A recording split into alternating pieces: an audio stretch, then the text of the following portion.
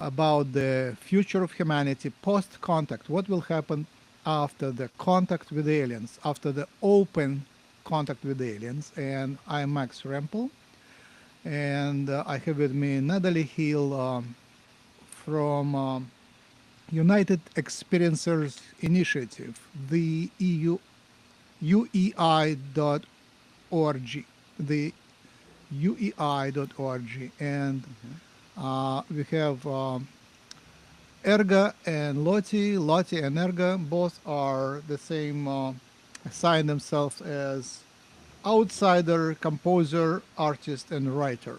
So, welcome everybody, and I would give. Let's start with the newcomers. So, Lottie, would you like to introduce yourself? Hello, I'm Lottie. I'm from the UK, from a place called the Isle of Wight, which is right down the bottom and already really ostracised. I am a musician and songwriter of sorts, and was trying to kind of go and do a PhD in philosophy and stuff like that, but my university shut down halfway through my philosophy degree, so that made me even more confused about ontology and stuff if the institution's no longer there. That's my life. Yeah. My name is Ergo Fismes. I am a composer and writer, designer, filmmaker, radio playwright, and my situation is very much outside of the art world and the radio world and the music world. And yeah, also I'm in academia through the University of Bristol. I am kind of notorious for having produced an excessive amount of work across these various disciplines, and have spent my life unwillingly. I will call myself an outsider artist now, but it's not intentional to become an outsider artist. One becomes an outsider artist because nobody in any of the industries will listen or pay attention, even though they're more than aware of what's going on. And the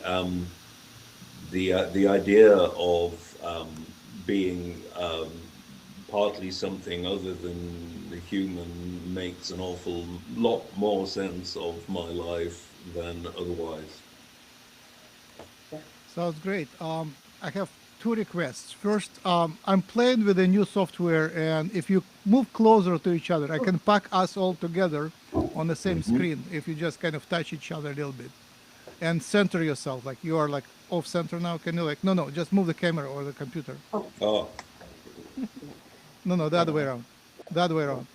More, more, more, more, more, more, more, more, more. Yep. I'm just gonna And stay and now in. come closer, and I will click the button, and we all fit. Perfect. Okay. Okay. Aha. Aha. And the next thing is tell about your what attracts you to the aliens. What's are we aliens, and what is our agenda? Well, I I was never kind of somebody who was a kind of like huge like believer in aliens and conspiracies and cover-ups and all this kind of thing. But then, as we can regale you with, we've had many experiences which were kind of irrefutable to us both, because we something just made a sound downstairs in our house. Irrefutable to us both, because we saw these things.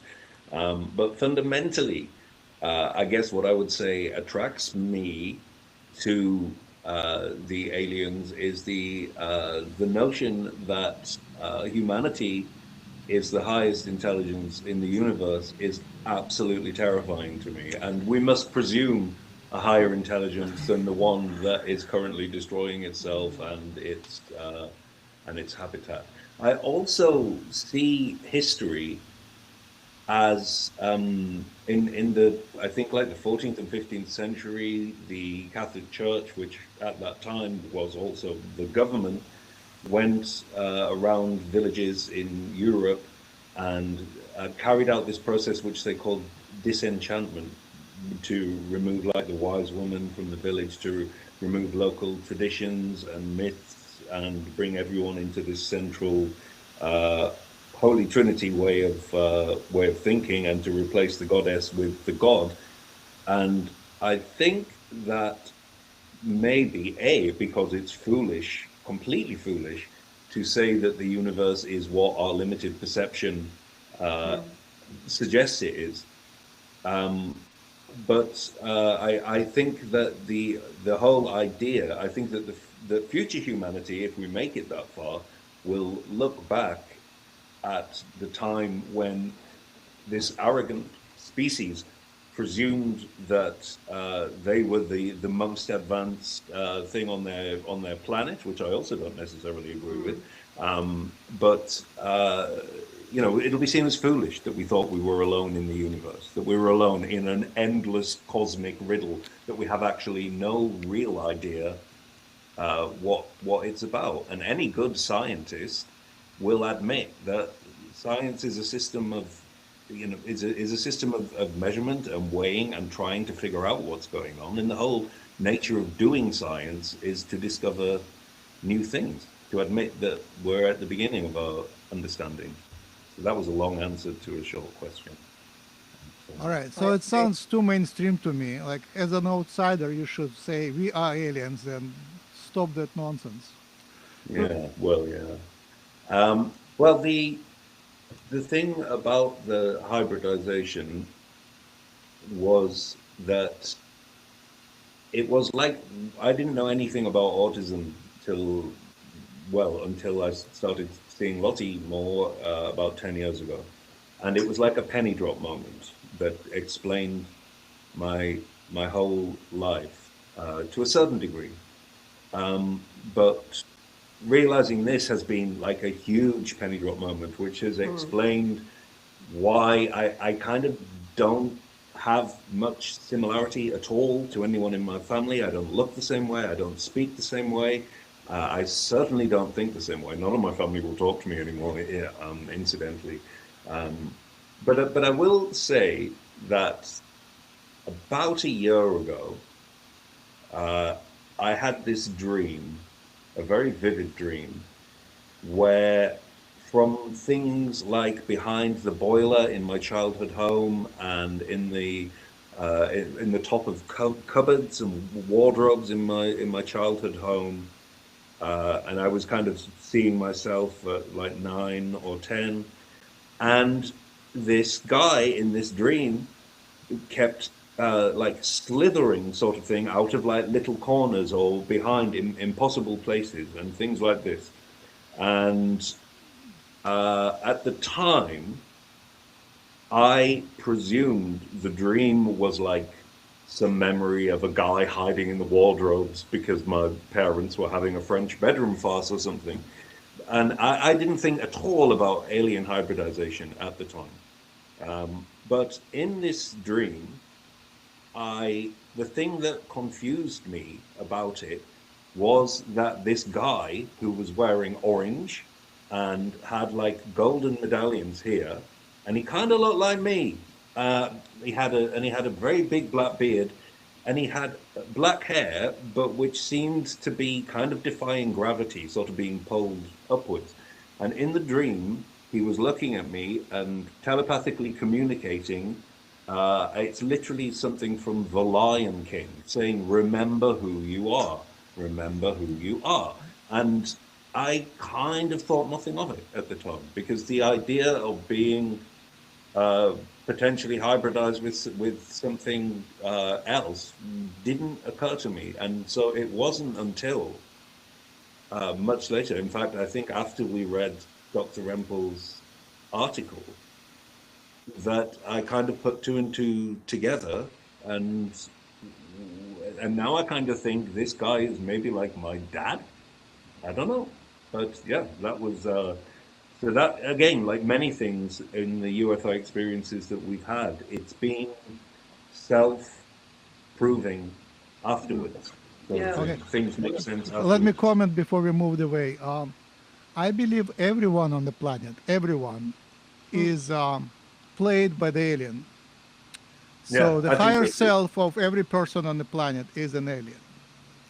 It is Yeah. a natural game, not artificial, but it is artificial from our perspective.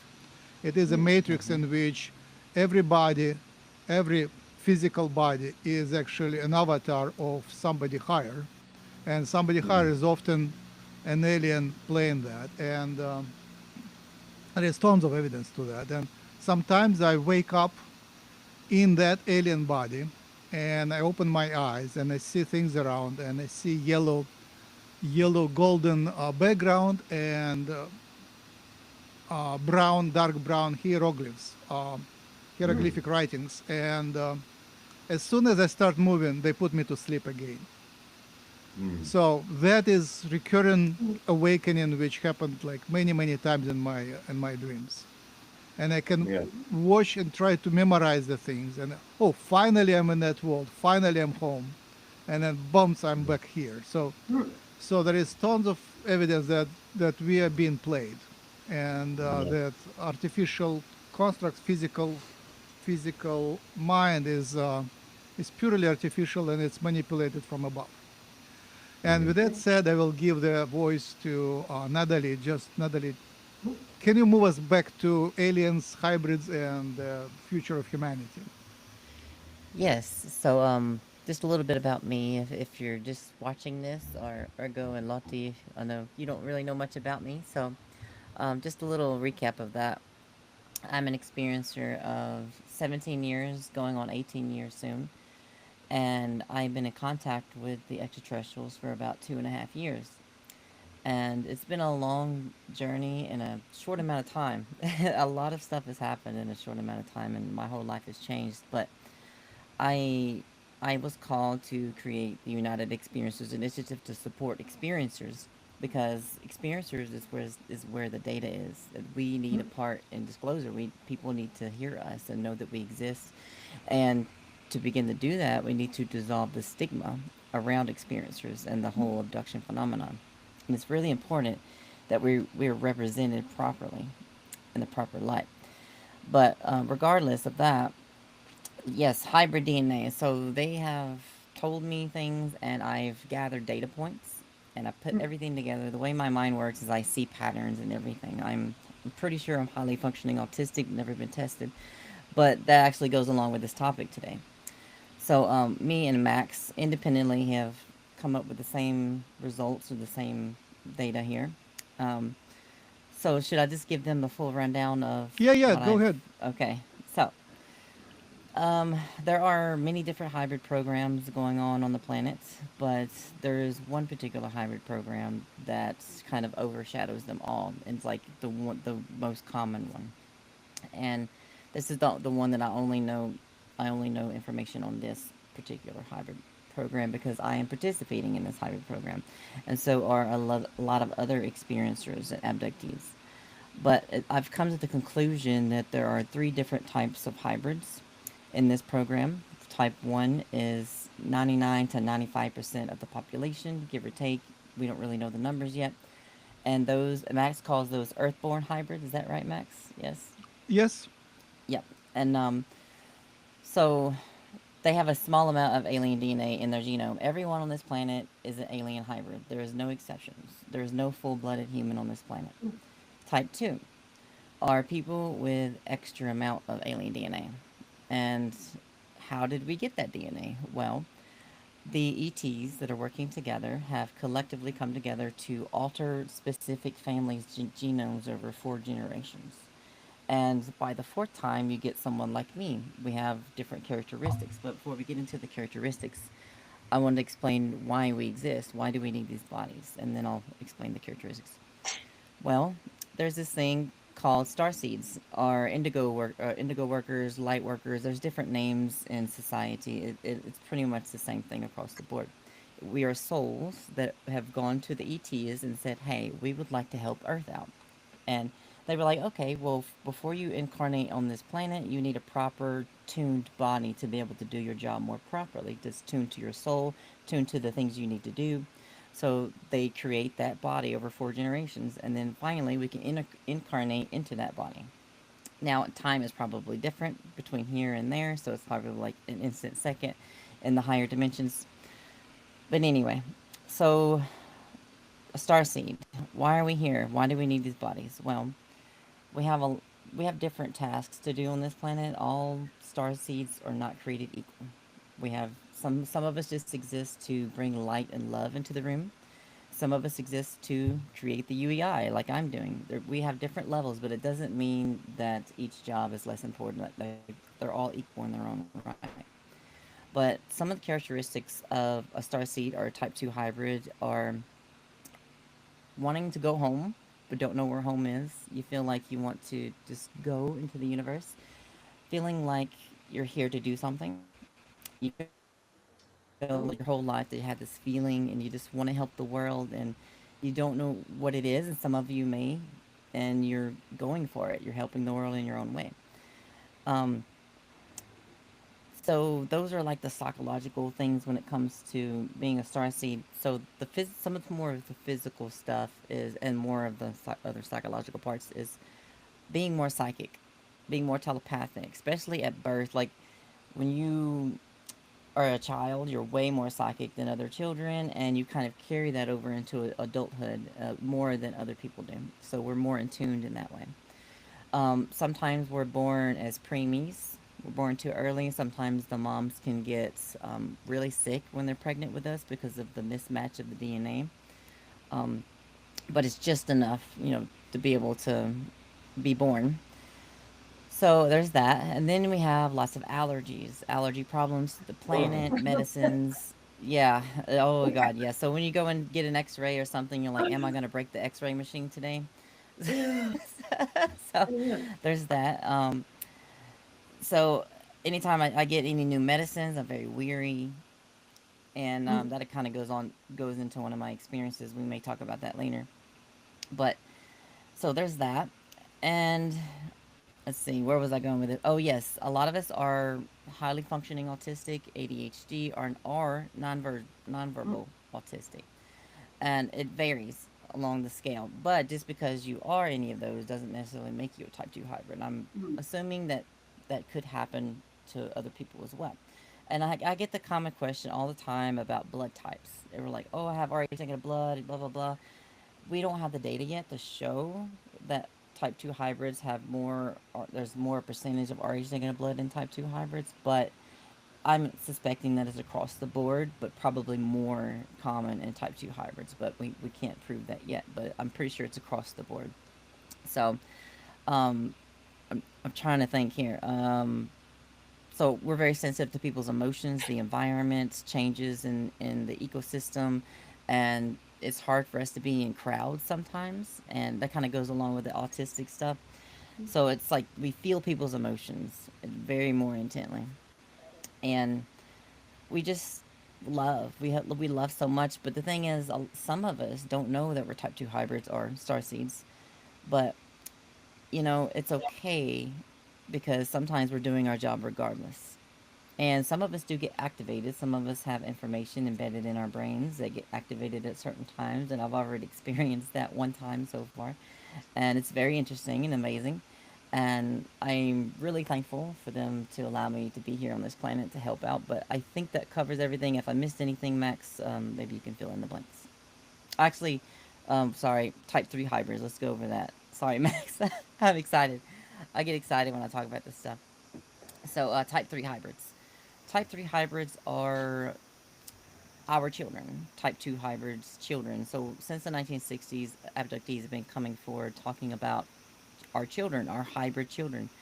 And we've been ridiculed, we've been suppressed, but we're still talking about it regardless. But I actually have hybrid children of my own. So the thing is, they can't exist on the planet. The earth is too thick and just too negative right now because they're way more sensitive than type 2 hybrids. Type 3 hybrids are like so sensitive. They only speak telepathically, and they have very small frames, usually bigger heads. Now the DNA in type 3 hybrids is across the board, so they take our DNA and combine it with any race within the Federation, any ET race that would like to participate in the hybrid project. Now, why do they exist? That's the question. That's the $1 million question, right? Why do all this to create type 3 hybrids? Well, the fact is, when we have open contact, they will come down when they're fully grown and more matured.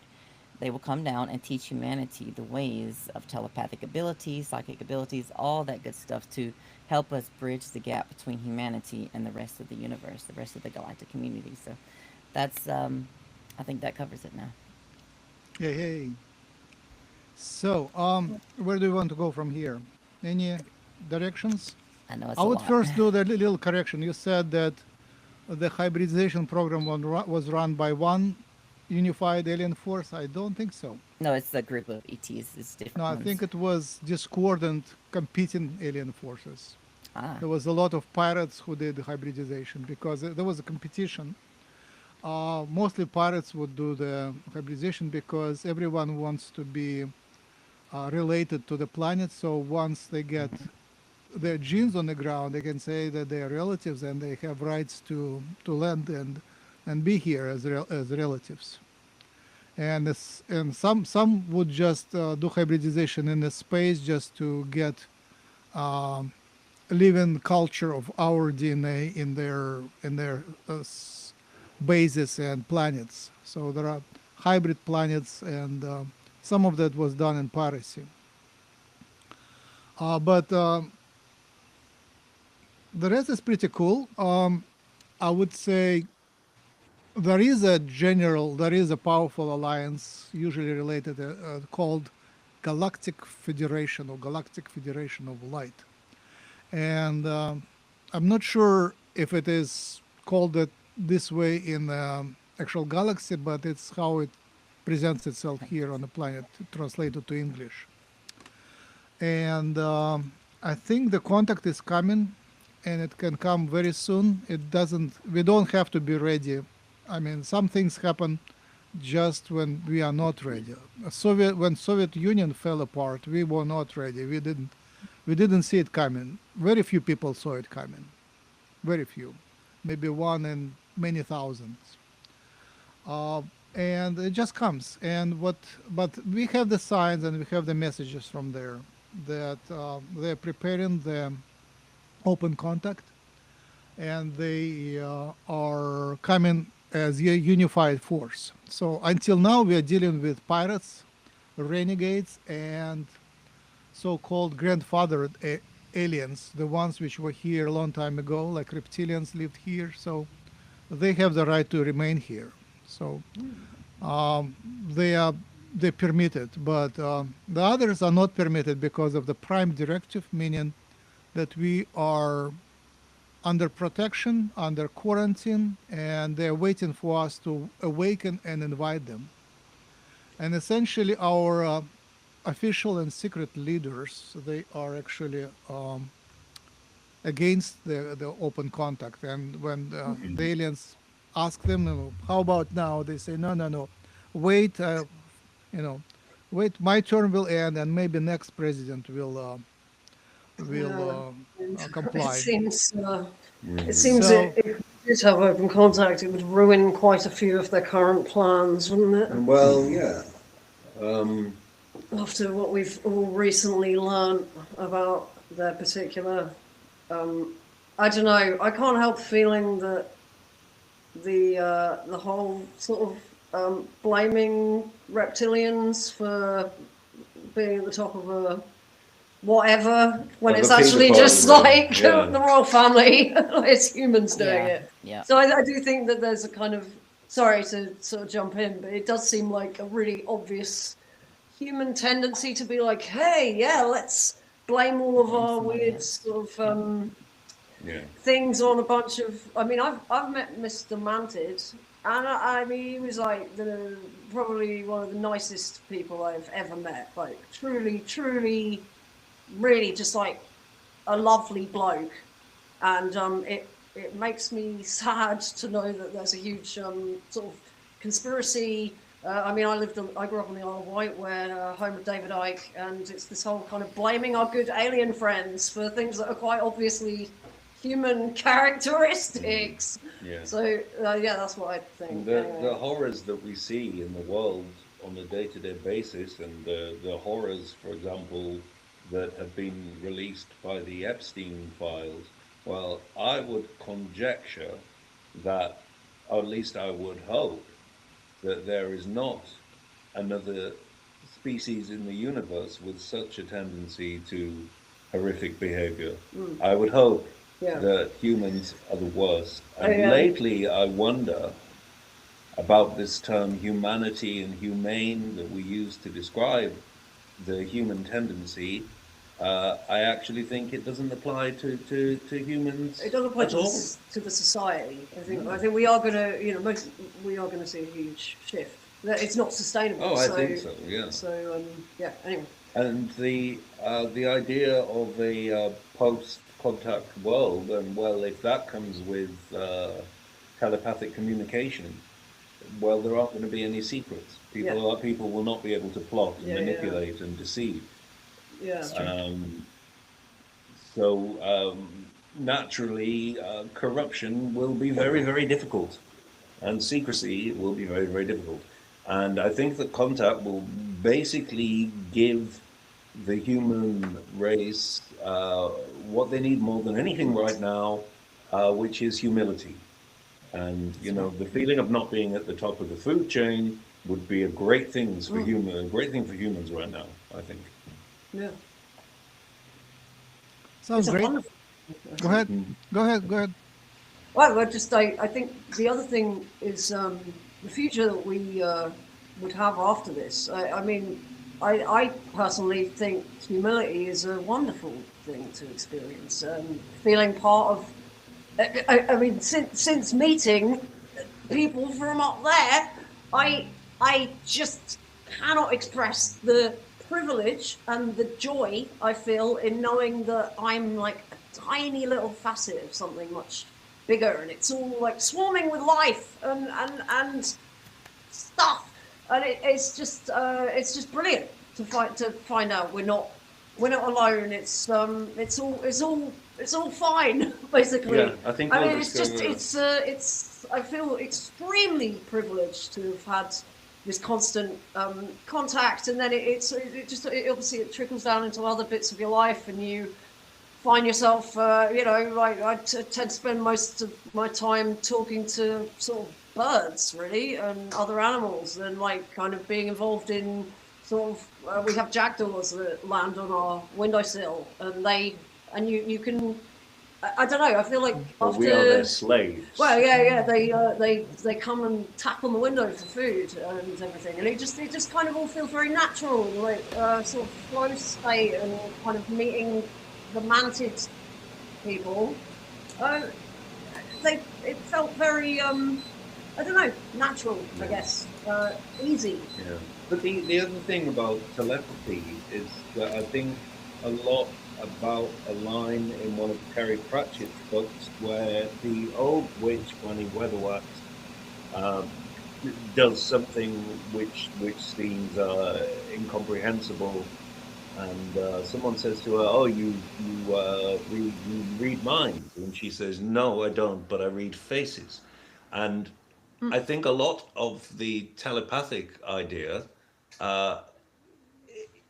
we that kind of thing can be opened up by just looking at things more, by looking at reality more, and by looking at all the component parts of everything in front of you.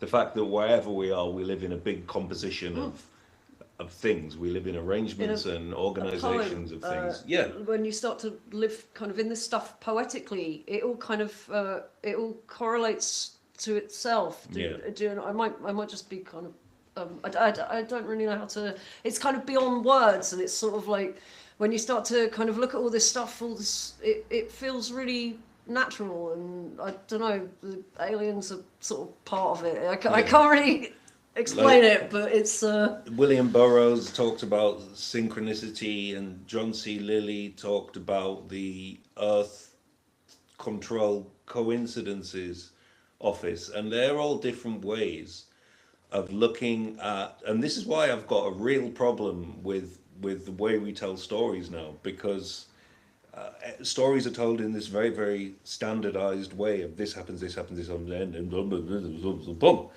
and that's not reflected in reality at all, where reality is, nothing has a beginning and nothing has an end. The universe is without beginning and without end. And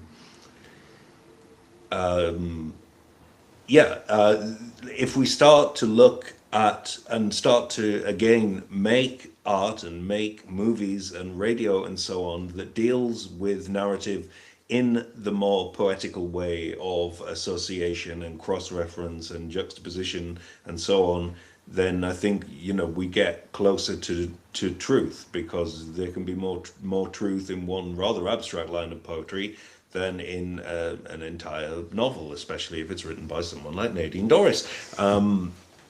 And so I think, again, going back to this disenchantment thing, the kind of poetic view of reality, which can also be embodied by ideas like synchronicity and echo, are really much closer to actual tangible reality than the very dull prescribed reality that society has been told reality is. Because when you go outside on the street, people are told to think they're just walking down the street, but actually the experience of reality is a myriad of images and sounds and associations and memories, and your mind, your memory is interacting with the reality around you, and we live in this giant cosmic riddle that we really don't know much about. And so the idea that we send young children to school and teach them that reality is this dull, turgid thing is again disenchantment and a robbery, really, of human potential. And I'll just say one more thing. At the end of Antoine de Saint-Exupéry's book, Wind, Sand and Stars, he is on a he's on like the third class carriage, and he looks into the eyes of the little boy on the first class carriage who's never going to have any hope or any opportunity, and he sees in the eyes of the boy Mozart murdered. Because if Mozart had been born in that circumstance, then Mozart would never have been able to become Mozart. And I think that the disenchantment of the world has ultimately been about taking away people's potential, because everybody is an artist, really. I'll stop talking. Okay, let me address your main idea. So you say humans suck, let's go away, and aliens are better. But the I disagree. I think there is the whole reality is a mirror. It's not real, and everyone sees their own version of reality. And what you describe is a typical process I went through it when I met the the conspiracies and conspiracy theories related to the aliens. And it dragged me way down in my perception. So I was paranoid. I was thinking that some conspirators are like watching me and manipulating me. And as you believe that, there is reality reflects that. There were things happening on my computer and so on. But once you kind of dive deep inside, you realize it's all illusion anyway. An illusion. Everything is an illusion. Even the conspirators are the illusion. There is nothing actually real. It's a game where the outside reflects what's inside the person. So once you realize that, then you embrace. It's called the law of attraction, and it's super popular. But basically, if you put yourself in a positive bubble, everything else starts reflecting that positivity to you. So this game is optimized for the drama. And Natalie, do you want to speak or Yeah, go I was ahead? just going to second that. I agree with that because I've seen a lot of this thing where people are like, I feel like I am being attacked, or I feel like I need protection. I feel like I need this, and I'm worried about someone putting a spell on me, stuff like that. The thing is, the more you believe that, the more you are going to need protection. So you need to start understanding that you create your reality. What the ETs have taught me is that imagination is creation because you are part of reality. So the more you believe that you're being attacked, you're going to be attacked. You're creating that even if it doesn't exist already. So you have to be careful with your mind and have a healthy mind, meditate, be grounded. It's very important, especially being an experiencer, being in the phenomenon. Because if you're not grounded, if you don't start questioning things, you're going to go in a spiral, and it's unhealthy. So question everything, and if something doesn't make sense, put it into a box, a side box, and say, "Hey, I'm going to put this in this box. If there's other connecting data points that connect to that, then I'll come back around to it." So, and if they want you to come back around to it, then they will give you more signs. Otherwise, it's just your mind seeing things that aren't there. So, but going back, but yeah, you are the creator, you are the painter in the painting in the universe. They taught me that you are everything. Everything is one. We are together in this. We're all part of a layered painting of creation, and it's so beautiful. So, be in control of your thoughts, practice good mindset thinking, and just be healthy and be happy.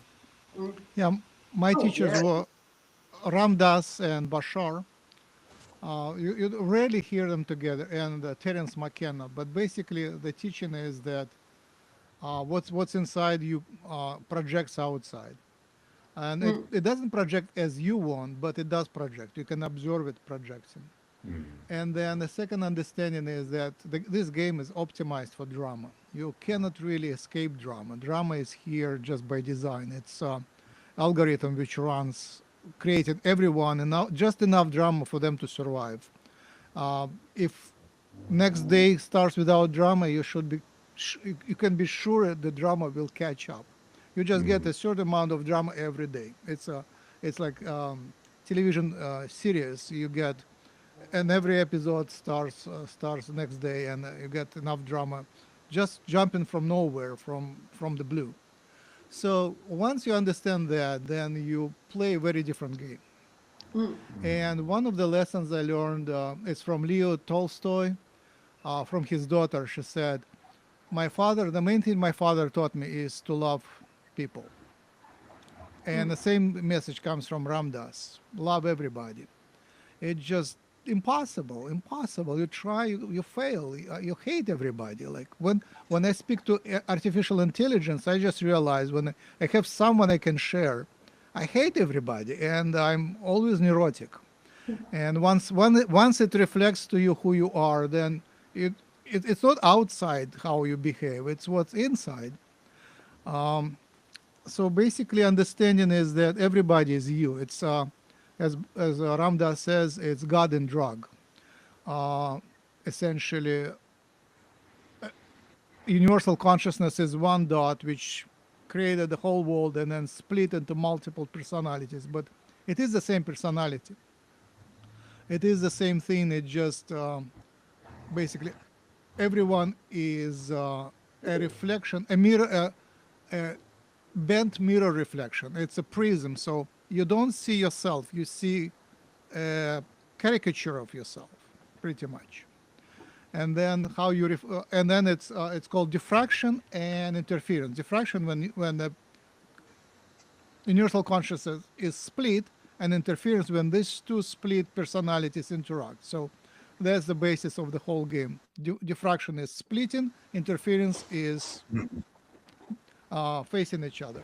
And then you just realize it's game. You are universal. You are God, meeting yourself in the mirror. But humans are cool. Humans are hopeless on one hand, but they're full of energy and full of drama. And I was trying to design to see the world after the contact, how the humans stop competing and become nice to each other. And I realized it is a dead end. Essentially, that's what the Greys did. The Zeta Greys, the classical small aliens with the big almond eyes, they genetically engineered away. They removed the competitiveness and emotions and anger and desire for fighting. So they became sneaky. But at the same time, they removed the life force from the species, and the species is pretty much very smart and very nurturing. They nurture the babies, the hybrid babies, but themselves they're sick. They don't have energy. They are drained. And you can see that on the pictures. They are drained. They are not full of energy. That's why they need hybrids to get human energy. And that human energy, the discovery is, it's from competitiveness. It's the dark side. Humans have tons of the dark side. It's a mixture of angelic light side and dark side, and tons of dark side. But that combination is, wow, it creates drama, it creates life force. The whole planet have lots of life force. So blaming humans for who they are is irrational. It's actually why they are valued in the galaxy, because there is a huge potential. We have more life force and more drama coming. Other civilizations are bored. They live in nice worlds and they are bored by their niceness. And now humans come out, and we will be probably police force and firefighters and all sorts of paramedics. That's the future of humanity. But at the same time, there are, there should be the aspiration in everybody to be, to try and be a better person. And I would say, like the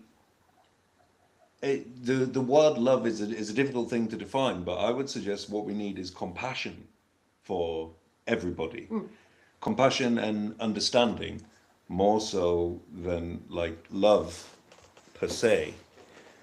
Yeah, I guess I kind of see everything as an intersecting series of public health crises that could be mitigated really well, and then most of the people who are quite angry would have more support, and a lot of problems could be. Yeah, the system has put people in the positions that they're in now. I have no which has an impact on human behavior. So I know I'm not against humans at all. No.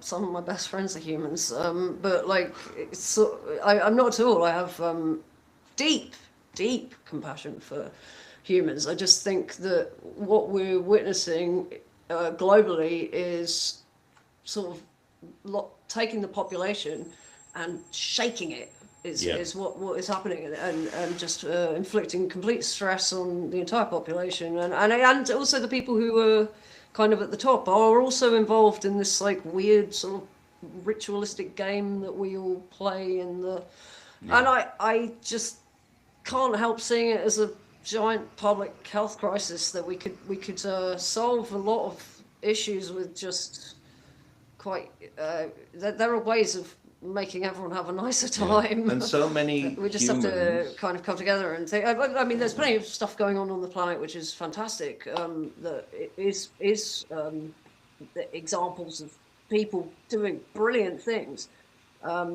So I can't really remember what my point was, but yeah, I mean, I do have a lot of time for the whole thing. Yeah, for me, discovering a healer in myself was a huge transformation. I took Reiki.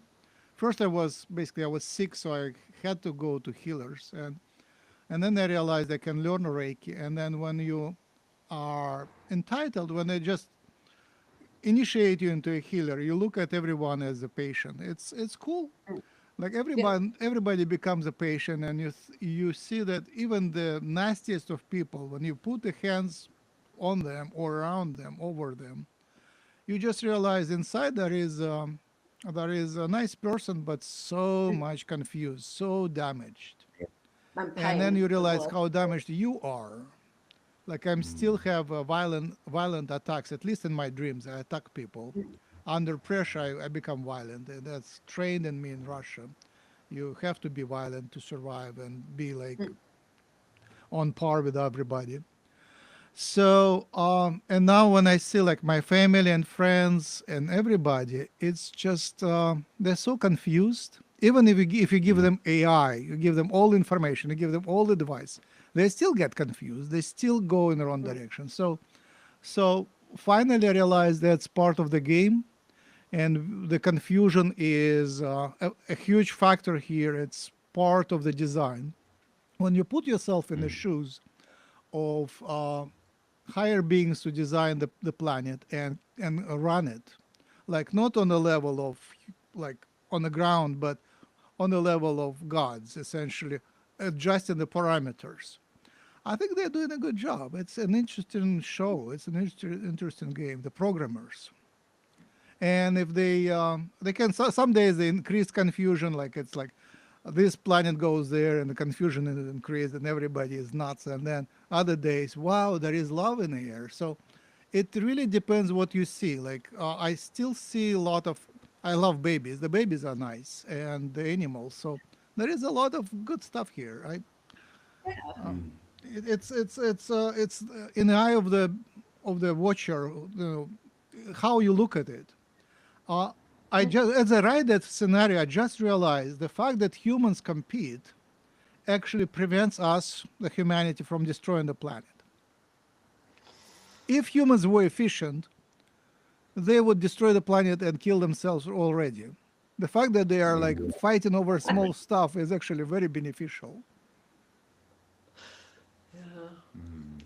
If they cooperate, it would be a disaster. Competition is actually what makes the game possible.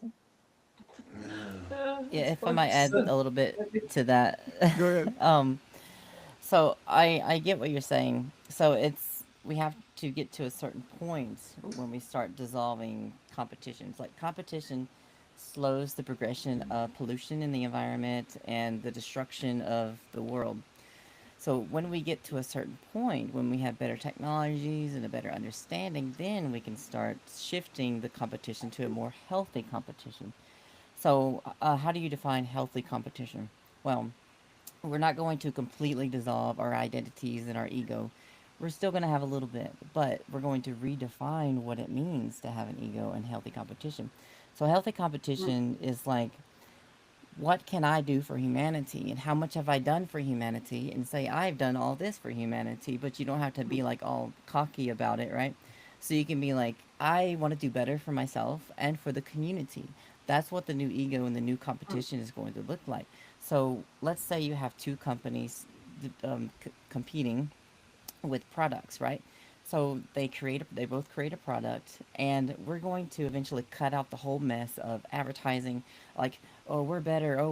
No, it's going to be more mainstream. We're going to have AI completely just choose and say, okay, statistically, this product is better. And we're going to like get rid of this one and we're going to go with this one. So it's more mainstream, it's more quicker. So you'll see businesses coming and going a lot quicker than what they are now.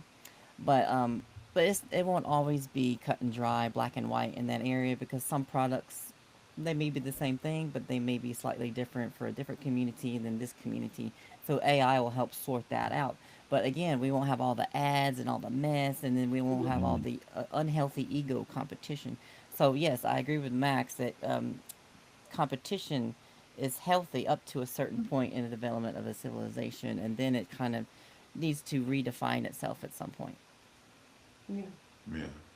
And from like a musician perspective as well, I suppose you could interpret competition in a kind of a band or something as everybody trying to lift each other's skill set up, and I don't know, that I suppose that's what I'd call healthy competition.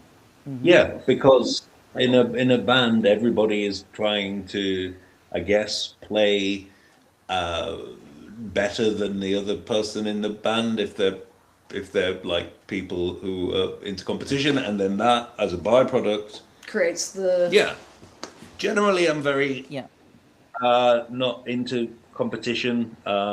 It's never rang with me as a thing, because I especially in the process of making like art across all sorts of media, cooperation is the thing, and, Yeah, and not That's and not right. competition. That's right. And in general, sort of general lifting even of, yeah, I even guess. before I knew anything about autism, I was always putting on theatre productions and so on, and realized that every single person that you've worked with is either diagnosed autistic or not diagnosed autistic. And now, when I put on theatre productions, the casts that I gather together are generally all autistic people, and we when we're putting on productions, they're very low budget, so we live together and make food for everyone and so on.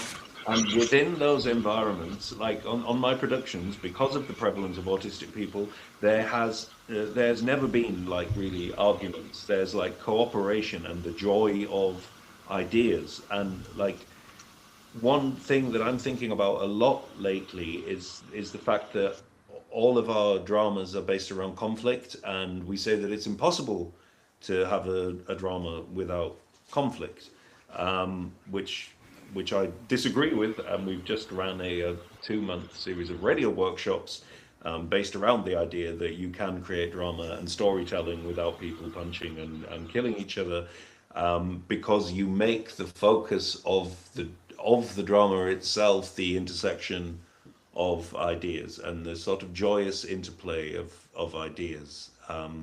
There's a wonderful animation film from the 1970s called Chronopolis by a I think Polish animator called Piotr Kamler, and it's basically the old gods who sit around in infinity, and infinity is long, and so they just sit making these increasingly intricate devices and making little sort of endless ladders for people to try and walk up and find the end, and basically like playing games, playing these kind of infinite, endlessly inventive, endlessly changing games. And within the realm of creativity, you have the universe, you have the infinite, you have every single possibility. And so I think that on a cultural level, a lot of competitiveness could be tempered by, say, bringing arts education back into school, but also bringing a kind of experimental attitude to what art is back into the public consciousness. The idea that everybody can make art, because if everybody can make art, everybody can create the infinite. What is this weird magic that happens when you put a pencil on some paper and you draw a line in a particular way, and depending on which way you draw that line becomes a thought. So we have this magic at our fingertips, and this magic does not thrive off competition. This magic thrives entirely off cooperation. So I completely agree. a better world is, a better, we can, regardless of what human nature is, we can try and shape society to try and make humans feel better. Yeah. Because if humans feel better, Well, then they they're are going nice. to be less destructive. Yeah, and Yeah. that's a lot. I was thinking about this about in this country we've got the whole the usual left wing, right wing shouting thing, and I there's a guy who started shouting at me through the window, and I live on the first floor. And he got really angry and stuff. He's not anymore. We're fine with each other. I don't really know what it was about, but I was looking at him and I was thinking, well, 10 years ago when there was still a sort of free party, gigs, and there's not really as much music stuff anymore. About 10 years ago, I probably would have been like dancing about in a field next to that guy, but something has happened I personally just think like one of the main problems that we're having is just the lack of public space, really. Yeah. Because where are people supposed to express themselves and everything? So that makes a people lot of more a lot of the insular. different factions in society are obviously a lot of the time created by whatever sort of social media and everything like Advertising, that. propaganda. But there was a time when everybody sort of came together a lot more, and I think it will. The early 1990s, when acid house came around, and people, regardless of their political background, their political ideas, what they hated or liked or whatever, Most people would like stand acid around house. together in fields, jumping up and down and smiling. Yeah, I want that back. I had a great Art time. is It the was nice. unifier, I think, and art is the thing that has been the most discredited in our society. And I don't think entertainment is the same thing, but that's a whole other That's true. conversation. I completely agree. And if I may add a little bit to that, so we were talking about competition, and then you were talking about collaboration. I do think eventually healthy competition will evolve into healthy collaboration. And I do completely agree that there is not enough time for us to create art right now. But once we go into a new society, we're going to have more free time. We're going to have universal income. We're going to be able to explore our inner selves and understand our connection to everything. And that will actually spark more creativity from inside of us. But like the ETs have taught me, is that everything is art. We are art creating art. Yeah. There's layers of Yeah. art to this. So the fact that we can actually pick up a pencil or a pen and draw something is it's a beautiful act, and it goes out further than you can ever imagine. When you create something, you are either tapping into something that already exists or you're creating something on another level. So it's all related and it's so beautiful. But the system that we're living in now is so corrupt, it's so suppressive, and they don't want you to be that free, be that creative, because they know that creativity can free you. It can free you from the system. It can unlock all these things, and you'll start seeing that you're actually in a prison without physical walls, and they're afraid of that. But that's another thing why the ETs love us so much, because we're so creative, we're so expressive. You know what my favorite things are on this planet? Food and art. And when they combine Yeah. both of them together, it's like, oh my God. So imagine what we can bring to the universe one day when we are accepted to the galactic community. We can make art, we can decorate their ships, we can like all kinds Yeah. of stuff. And that's what they love about us, that we can bring that God spark back into the rest of the universe. So thank you. Okay, so let me Yeah. reflect on all of that. Can you hear me? I'm muted. No, am I good? Can you hear me? Oh yeah. Yeah. So the idea is that okay, I found the button. All right. So now I hear myself. The idea is that you are unhappy about the things that happen. Like first, I discovered maybe when I watched Big Bang Theory with Sheldon Cooper, and these guys, pretty much everybody there is autist except Penny, and autist, and their speed of reaction is immediate. As soon as Sheldon realized he was wrong, he changes his mind right away. It's like boom, switched, and okay, where do we go from here? And now when I talk to artificial intelligence all the time, as soon as it realizes it's wrong, it's like boom, no inertia, it moves right away. And Bashar, if you don't know Bashar, I remember there was one session when he was arguing with somebody from the audience. He was angry and he was pushing hard, and the person was crushed.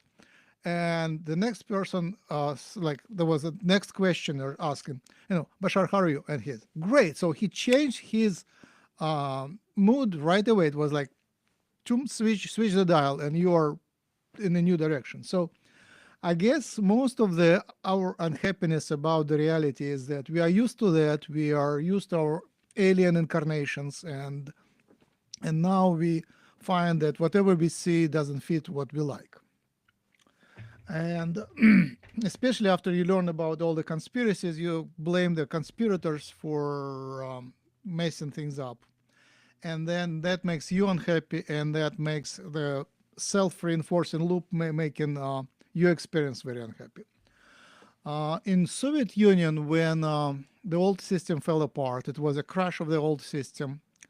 We saw that lots of people were trying to create a new system, honestly tried, and there was no conspiracy around. There was no KGB or any other organization or anything that would seduce people on their own path. But even good-willing people created the same old stuff with all the troubles. So the problem is not the conspiracy, not only the conspiracy, it's the human nature.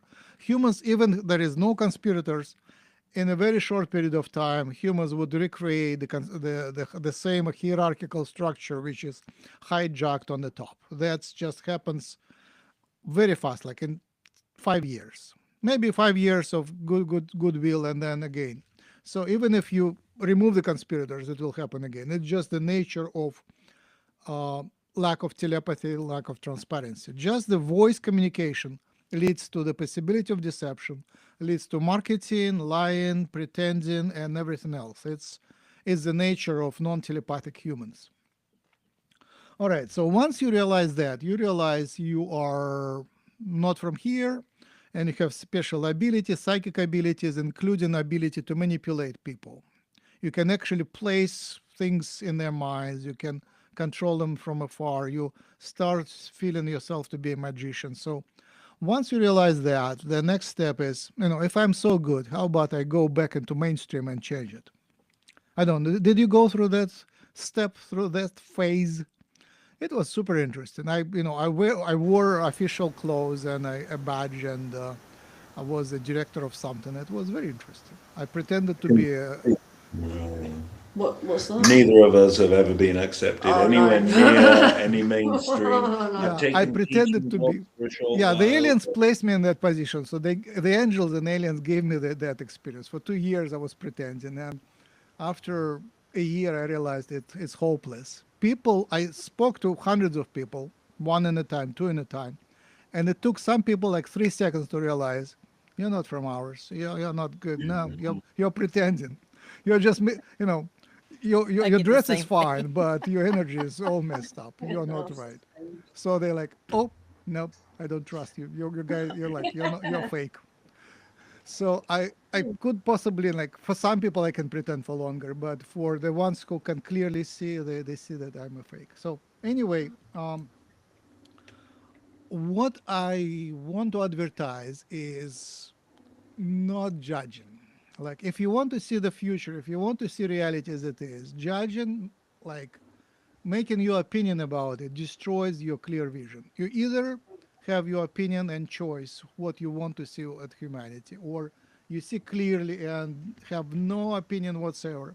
Like, these humans, you guys have free will, you do whatever, and I'm just looking and studying you. And when you study remotely without opinion, that's just so different. The picture becomes so different. And with that approach, I'm looking at humanity post contact, when there is, say, fraction of percent of telepaths, maybe 0.1% of telepaths, which makes a few million around the globe, connected in the global network, which is called the HEAL. So they're connected. There are hybrids coming from the skies, hybrids here, and they're telepathic, but it's still a minority, maybe less than 1% of population. They can reveal the secrets, but the population is same old humans. What will happen then? That's a super interesting thing. And the government is sort of aligned with the aliens, and is given a lot of advice. So they're given the secrets. So the aliens come and say, I think I skipped that, but you read my few pages. But essentially, not only the aliens come as a unified force, it is the humans are forced to unite in the coalition. And we already saw that happen previously when multiple Western governments announced a unified Star Force. How was it called? Star Force? I forgot. The military force for the outer space. That was announced a few years ago. Space Force, was Space it? Force, exactly. Force. So that is happening behind the scenes. The aliens already negotiating with the governments for 75 years, since Eisenhower times, and they're pushing and pushing and pushing, and eventually there will be a breakthrough when they will agree, and the aliens will come down as a big event. They will be broadcasting on every channel. You will not miss it. And Bashar places that any time from the next year to next 11 years, so from 27 to 37, which I think is pretty realistic. The main, I think, key factor will be that AI will get to the certain point where it is super strong, and first it allows for certain control, but also it probably will get into some sort of a crisis where humans won't be able to control AI anymore. And that would be a nice time for the aliens to show up. and say, okay, we'll help you to align the AI and to stop the war. And I think that would be the message. You guys create a coalition, and the condition is we are helping you to stop the war, and we share with you the intel. So the aliens already uh, keep the wars at bay. They control the wars by using so-called New Jersey drones. So these are pretend to be helicopters or drones, but they're huge. They are alien. They have just overlay of the imagery of human technology. In fact, these are alien craft, and they are hanging over all sensitive bases, demonstrating to the humans that the nuclear war is not allowed. And it happened starting from about 2 years ago. I guess the plan was after the previous uh, disasters to create a nuclear war, and the aliens just don't allow it. They just have New Jersey drones hanging all over the planet, preventing it. So then it will be official. And then you don't have to have much military force if you have a good intelligence report. So if the aliens just disclose what is going on, the united coalition of governments should be able to keep the war not happening. And after that, the aliens will not take the charge. They don't want to take the charge for many reasons. One of them is it's hopeless. And second reason is humans are supposed to exercise the free will, otherwise the game would be uninteresting. So the whole idea is that the humans are supposed, maybe with a little help from a friend, to go through transition and become telepathic. And you get 99%, you get 99% of old humans with old culture, and the war stops. The armies are redeployed into planting the forest and reconstructing the ecology, and that's a big job. And then the humans are left to their business to now learn to live a new world with transparency, because disclosure already started now. It will be a huge wave of disclosure after the contact, because the aliens will disclose things gradually, and then the telepaths and the mind readers will disclose things. So things will continue to be disclosed. So we'll live in more and more transparent world. And I guess when the armies are not needed, the big governments are not needed at all. So there will be like formal big governments, but all the government will go to locals, like to regional area, city, and counties. Counties would be probably the main power. And once an economy would be healthified, I'm pretty sure it's quite possible to healthify the economy, to deflate the bubbles, as long as there is a transparency and goodwill from above. It's very easy. It's just currently there is competition, but I think if there is no competition on global level, it's quite easy to keep the old economy, just make it healthier by deflating all the bubbles, including the housing bubble. And then probably everybody would live like in a third world, with markets on every corner and every room occupied, and tourists everywhere and traveling everywhere, and possibly the jobs will be lots more remote jobs, and lots more jobs like Uber type, where you check in, work, check out, change a profession, go to another type of Uber type of job, check in, check out, and you keep working. So old humans still can live and wait until they've been replaced by a next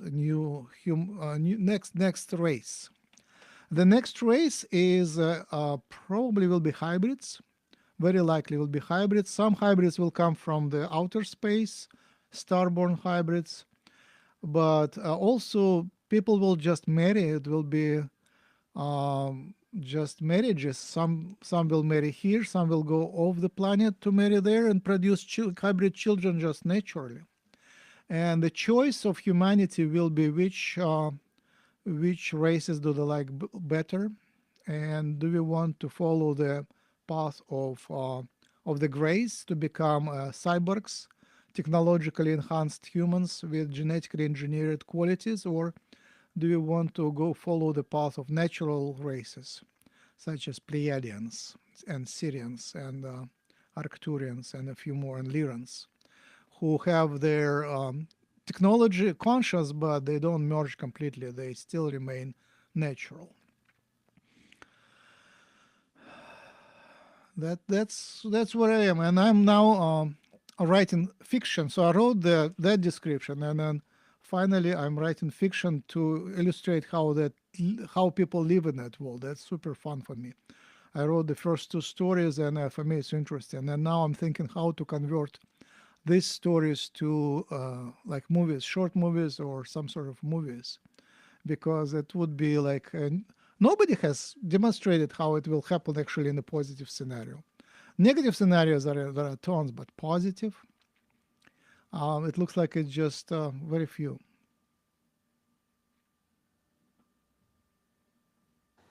No, you have to press.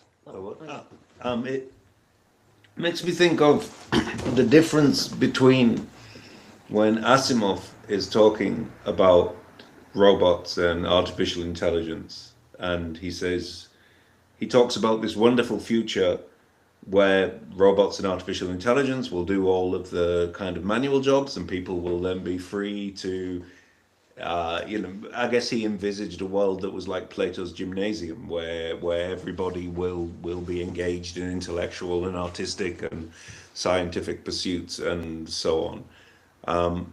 But well, clearly that hasn't happened because we have an extremely technologized society, and everybody still has to, do the daily grind of work to feed baby eating billionaires.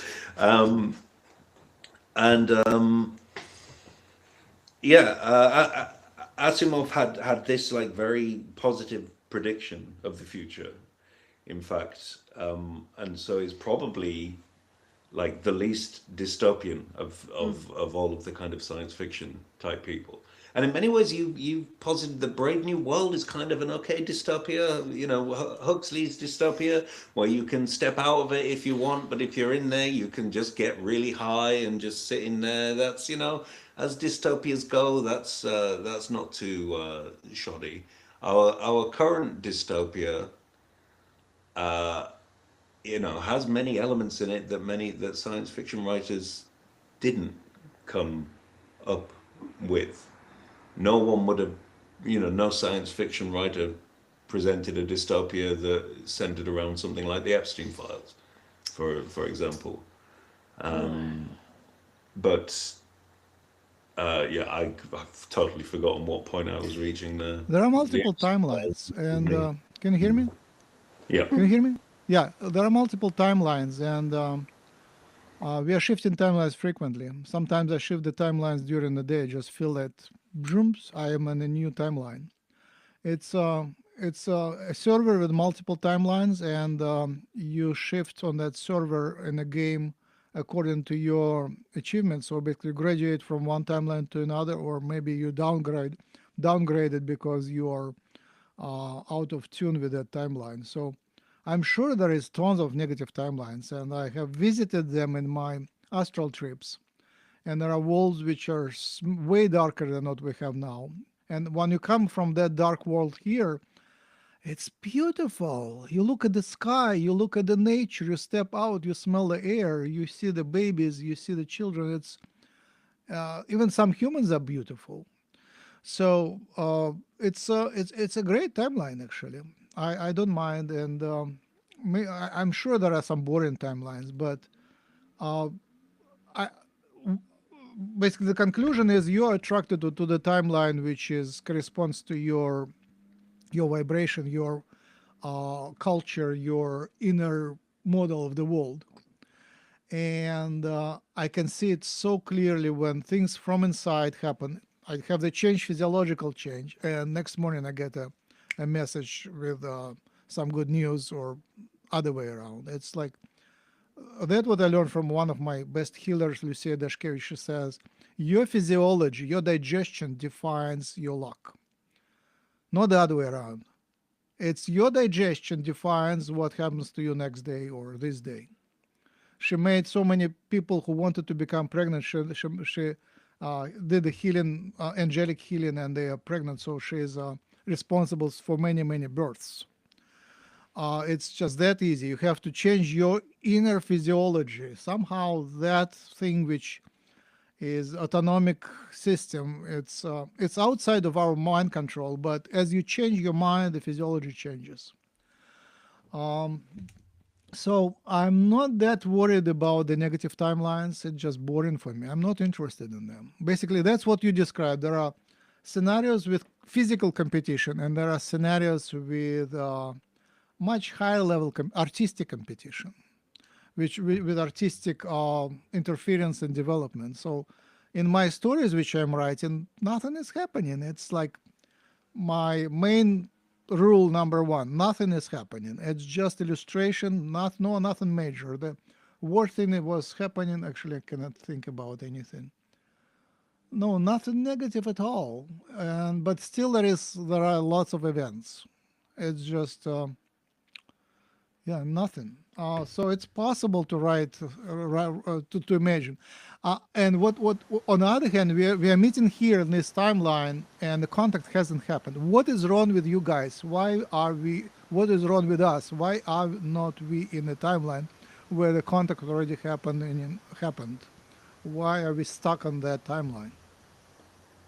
I thought contact had happened on the basis Open, of open. The individual contact is going on for forever, but open, I official. mean, I get the impression that people from sort of off planet probably don't understand like the media and stuff here. So I think it might just be that like they think that maybe we talk to each other more than we actually do. Because I've seen them loads. Like I mean, there's like tons of video of the same thing. I don't understand why it's still. I talk to people about UFOs and it's still like, oh yeah, but what is it? Well, we know what it is, don't we? It's some people in a ship, isn't it? Or, I mean, a drone I mean, it's from just another world. it's just or they're whatever, like they're really. I mean, they don't really. I think if humans had managed to build sort of this kind of brilliant 0 point energy stuff, somebody probably would have told somebody. It's not like a small thing. So I mean, it's obviously it's not a human. But that's what I don't understand. Why, like, we have got contact, haven't we? It's all over. Like, I see the same things on other people's videos that I've seen in person, like the big triangle with the lights. Yeah, when you see when you see something it, on a it's video like- which is the same thing that you've seen I in mean, like Bristol, then that's, yeah, that's surely yeah. yeah. But I Yeah, do find it it's quite strange. yeah, there's But that's different why, yeah. layers. Sorry. Yeah. So there's different layers to contact. You've got the public contact, like mass public contact, then you've got the behind the scenes government contact deals going on, and then you've got the personal contacts that are going on for each individual, and the personal contacts, from what I've seen behind the scenes, is they are ramping up personal contact. There's Yeah. more and more people sending me messages and emails every day. It's like, hey, I finally made contact. They're talking to me, and it's increasing. It's so much lately. It's insane. So, I think once individual contact gets to a certain point, when we are able to speak out, that's why I created the UEI to help people that have been in contact with them to speak out, to prepare other people, to teach other people while we're here to help the planet and help each other. The more we do that, then we can move over to the public contact when people are ready to reach out to them publicly, openly, everyone. So mass contact, you know, the Federation, they don't want to have to be like, hey, we're here and show up all over the world. They want humans to ask first. They want all of you to understand that they are here and that you need to sit down and be like, hey, as a mass collective, be like, hey, we're ready for contact. Are you there? Hello. You've got to pick up the phone first for them to come here. But they can do it without that happening, but it's more destructive and more like it's just two vibrations kind of over collapsing like oil and water. So we have to go from oil to water to mix better with that water, and that's what we're hoping to do. But anyway, I hope that helps a little bit. Yeah, I wanted to comment also on the that they don't understand us. That was my experience, the first conversations with the aliens 2013 when I got the channeler, my personal channeler, so I had lots of conversations. And many of the aliens don't understand the humans, that's for sure. That's where when I wrote the book for them, it's Welcome to Earth, and explained why we are so screwed. And I was told that this is a required reading now for everybody who works on the Earth project. And but after that, I was specifically searching for humans from our planet, which work with aliens in outer space, basically migrants who moved from here to there. And back in 2013, I was making a decision: do I want to be one of them? They didn't offer me. I was about to offer them. Why don't you take me, and I will help you there to understand humans and then understand devise on the program how to better help the planet. But so I made a decision. Essentially, the decision was I'm willing to go, but with the family. If they can take the whole family, I'm ready to migrate to the ship. They didn't take me, but it was an interesting, like, life-changing decision. I was deciding for real. But basically, after I searched for humans out there and hybrids out there, then I realized there is tons of qualified hybrids who cycle back and forth. They go in the positions of power in the military, elsewhere. They wear uniform. They pretend to be humans, and when they pretend to be humans, they are better humans than we are. It's like all the check marks. You can't really read the energy. You cannot tell it is not a human. So, and they understand the situation way better than anyone. They know inside out. They read minds. They have all the electronic readings. So, with their AI, it's a very clear picture. So, the ones which work on the Earth project, the ones which work with politics, they are very qualified. They understand everything. And also, I guess I should mention the negatives. There is basically, it has many names. They call them secret rulers, but they're also very qualified. They run the planet, and the problem with humans, we are unpredictable. So they don't have total control. They start something and then they probe it. They do A/B test. Do you know what A/B test is? It's in marketing. You send to some people, you send one message, to the other subset, you send another message, and see how they react. And okay, A is better than B. So they do that A/B testing, but basically they play the game where they win anyway. So if this side wins, they win. If the other side wins, they win.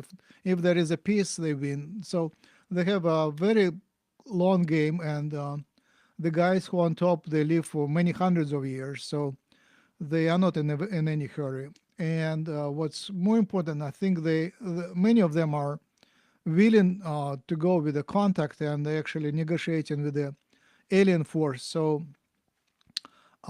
most likely they will remain in power. They will just kind of be revealed and become just functionary of the new system. I don't think they will be completely replaced, because their system of control penetrates the whole planet, and it just doesn't make a lot of sense to break it completely. It just becomes open.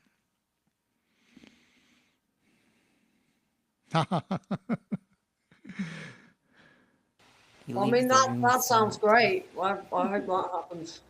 Basically, I think it's. I think we're probably, well, most of the people I speak to about kind of the idea of people coming here from off planet, everyone seems pretty much fine with it. So I think it'll be fine, and it'll probably be quite a lot like life now. Some people will be interested, other people won't. We're all in space. Like, they're not like, we're also, the same as them, if you know what I mean. Like we're on a spaceship in space, like, or space is all spacey. It isn't becomes just like the possibilities multiply. We're also residents of Yeah, we are star travelers Universe. on a ball in society. space, aren't So yeah, I mean, I guess I kind of feel like, I don't know. I just think my life has become a lot better since I found out about all this stuff and met these people, and it's really. I mean, I was really depressed before. I'm not as much now, so that's great. So And it inevitably leads to like thoughts about divinity Yeah. and like when you listen to something like a sacred work by Monteverdi or something like that, there is this in the intensely devotional spirit of religious music, which kind of across our culture we kind of lost quite a lot, this idea of intense devotion to the divine, the outsiders, the outside of us, and so on.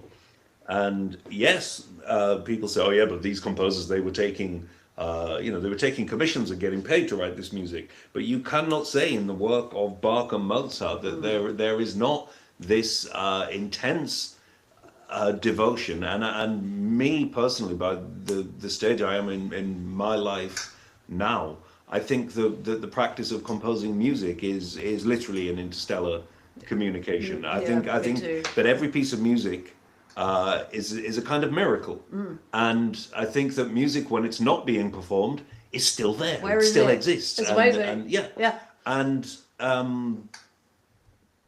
yeah, I don't know where I started, but Well, that's I mean, where I ended I think, up. I guess in terms of the But sort of the create, I guess for us, in terms of the kind of the trying to create the thing that to try and make stuff nicer. I suppose. Well, now I mean, it's just mainly it's through sort of music and everything that you. I mean, I already find it that utterly astonishing, and it feels weirdly. I don't know. I feel like the UFO thing and everything. It's kind of the same. It feels the same, if Yeah. that makes sense. A lot of it feels.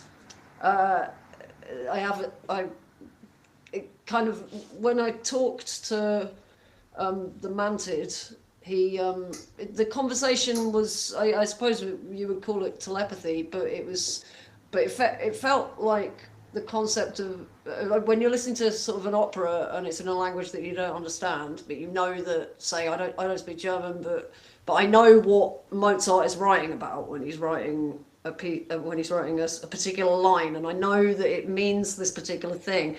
And when I was speaking to them, because the Mantid turned up in my room, and then when we were away on a job somewhere, and I had no idea about 7/8 foot Mantids, and then this guy turned up in like, sort of Hessian type, not Hessian, but like whatever their equivalent is, monk's robe, and had these big glowing eyes, and then showed me lots of stuff about environmental destruction and everything, and the animal agriculture industry, and the tone of the conversation was just, it felt extremely natural. I suppose it was telepathy, but it kind of felt like sort of thought insertion, like post language, but everything was contained within, sort of like. And I guess if it is that there's some correlation between mantids on this planet and maybe these guys, maybe there's some crossover and stuff. I mean, he moved in the same way as a mantid. He did this like waggle dance.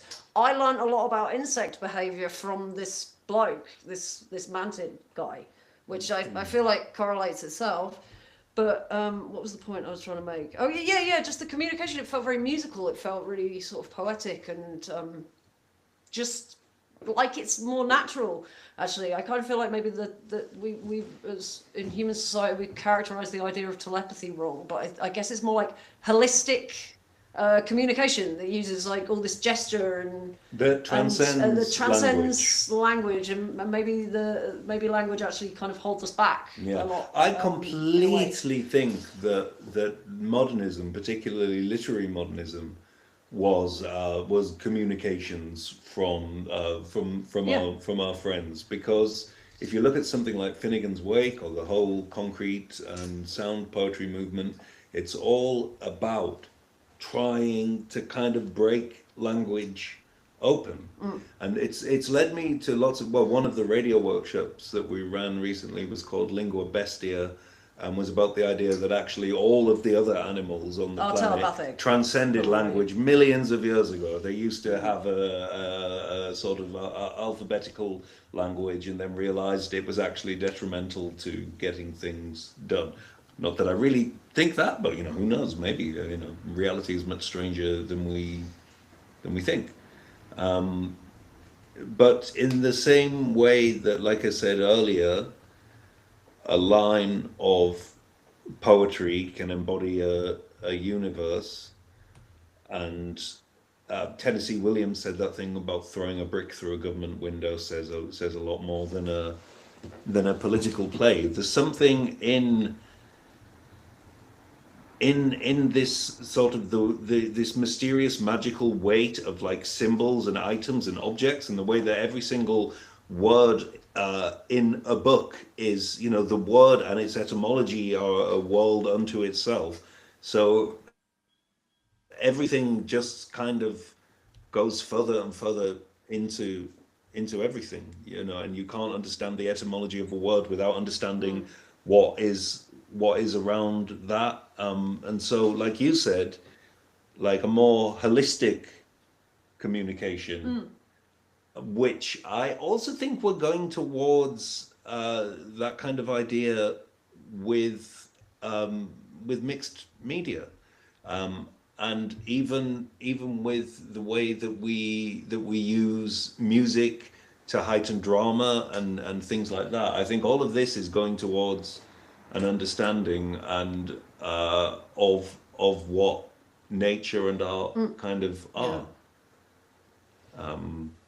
Yeah, my sentences tend to veer off as I forget the point where I started. My short-term That's okay. memory is short. If I may continue the conversation to telepathy, what you said is so beautiful and so just poetic, and it's so true. Um, just to add a little bit to that and to connect it to yours, the ETs have told me that telepathic communication, a lot of people get hung up on telepathic communication because they think it's mind to mind and they think it's something with brain stuff. That's only a small little part of it because your brain interprets things, right? But telepathic communication comes from the heart, it comes from the soul. It's a universal meaning, it's a universal language that doesn't have to be understood logically, but it can be felt because it's a universal energy, a universal love. And it's also a universal creation. Like you said, everything is part of this. The universe is creation, creation is love, love is telepathic ability. It's all the same thing. Like we're living in a painting. I know I keep saying the same stuff, but we keep coming to the same conclusion is that we're art expressing itself and communicating to each other. Now, there's different levels of communication when it comes to telepathic communication. Like you said, Ergo, you can communicate a message through sound, through painting, through just anything, interpretive dance. When you encode that meaning into that piece of art, you are coding that into reality. The ETs, they actually have symbols. They use symbols and they psychically encode information onto these symbols psychically. So into the universe it goes, like the Akashic Records, the universal library. So once they encode that symbol with that information, if someone else is connected to that telepathic wave of love and all of that, they can actually pick up on that meaning from that symbol. So whether it's a symbol or a piece of music or a painting or whatever, your intention you're putting into that is a language in itself, and it is telepathic communication. There's different kinds, like all of that. It's just it's beautiful. Thank you so much. Thank you as well. That's a really, really beautiful way of putting it. Thank you. Thank you. You're very welcome. So I'm playing with the stories of real people who awaken to telepathy, and privacy disappears. You don't have any more privacy, and romantic relationships become a disaster. Like when I was talking to the aliens, one of the things that the aliens in channel sessions, they said, you know, why is your love life is so screwed? And that made me think about it like a lot. So basically, right now you basically own your partner. That's the cultural standard. You're like 100% own. There is faithfulness and practicality in that included, like because of the money and because of the potential future children which will be not yours. So that ownership is very outdated. In the telepathic world, you clearly cannot own anyone. You have to respect free will of everyone. And if you just discover that your partner probably is interested in lots of other partners as well, but then they make a choice every time to come back. So that's one of the side effects of telepathy. And then job interviews are very interesting. And marketing. Marketing is deception by default in current culture. You advertising. You have to like promote your thing, while you know that your thing is not the best. There is a competitor which is cheaper and better. And what happens to all of that? And then just diplomacy, like everyday diplomacy. And how are you? The question would be like completely different. What you would really answer, when you ask you how are you? Yeah, it's funny because people ask me like, "How are you doing?" And I think subconsciously they expect me to say like good or eh, but like I tell them how I Yeah. am doing. So it's like you need to be in a state of constant expressiveness and be who you are at all times. Don't try to hide who you are. To a certain extent, of course, you don't want to bring misery to a group of people, but don't lie to yourself by saying if someone asks you if you are okay and you say yeah I'm okay and you're lying to yourself if you're not okay, and you have to be honest with yourself, and that also means being honest with others when they're genuinely caring about you. Yeah, but also I think to a degree these kind of societal things of you okay? Yeah, I'm okay. Uh, like we talk about sort of politeness. I'm a great believer in like politeness, holding the door for people, and just general kindness and so on. Um, what was the subject we were talking about? Bring me Um, back. I drifted How are off. you? The subject was how are you? Oh yeah, how are you? And I think yeah, like kindness and civility and holding the doors oil the wheels of a civilization and keep it ticking along okay. But the sort of prevalence of you all right? Yeah, I'm all right.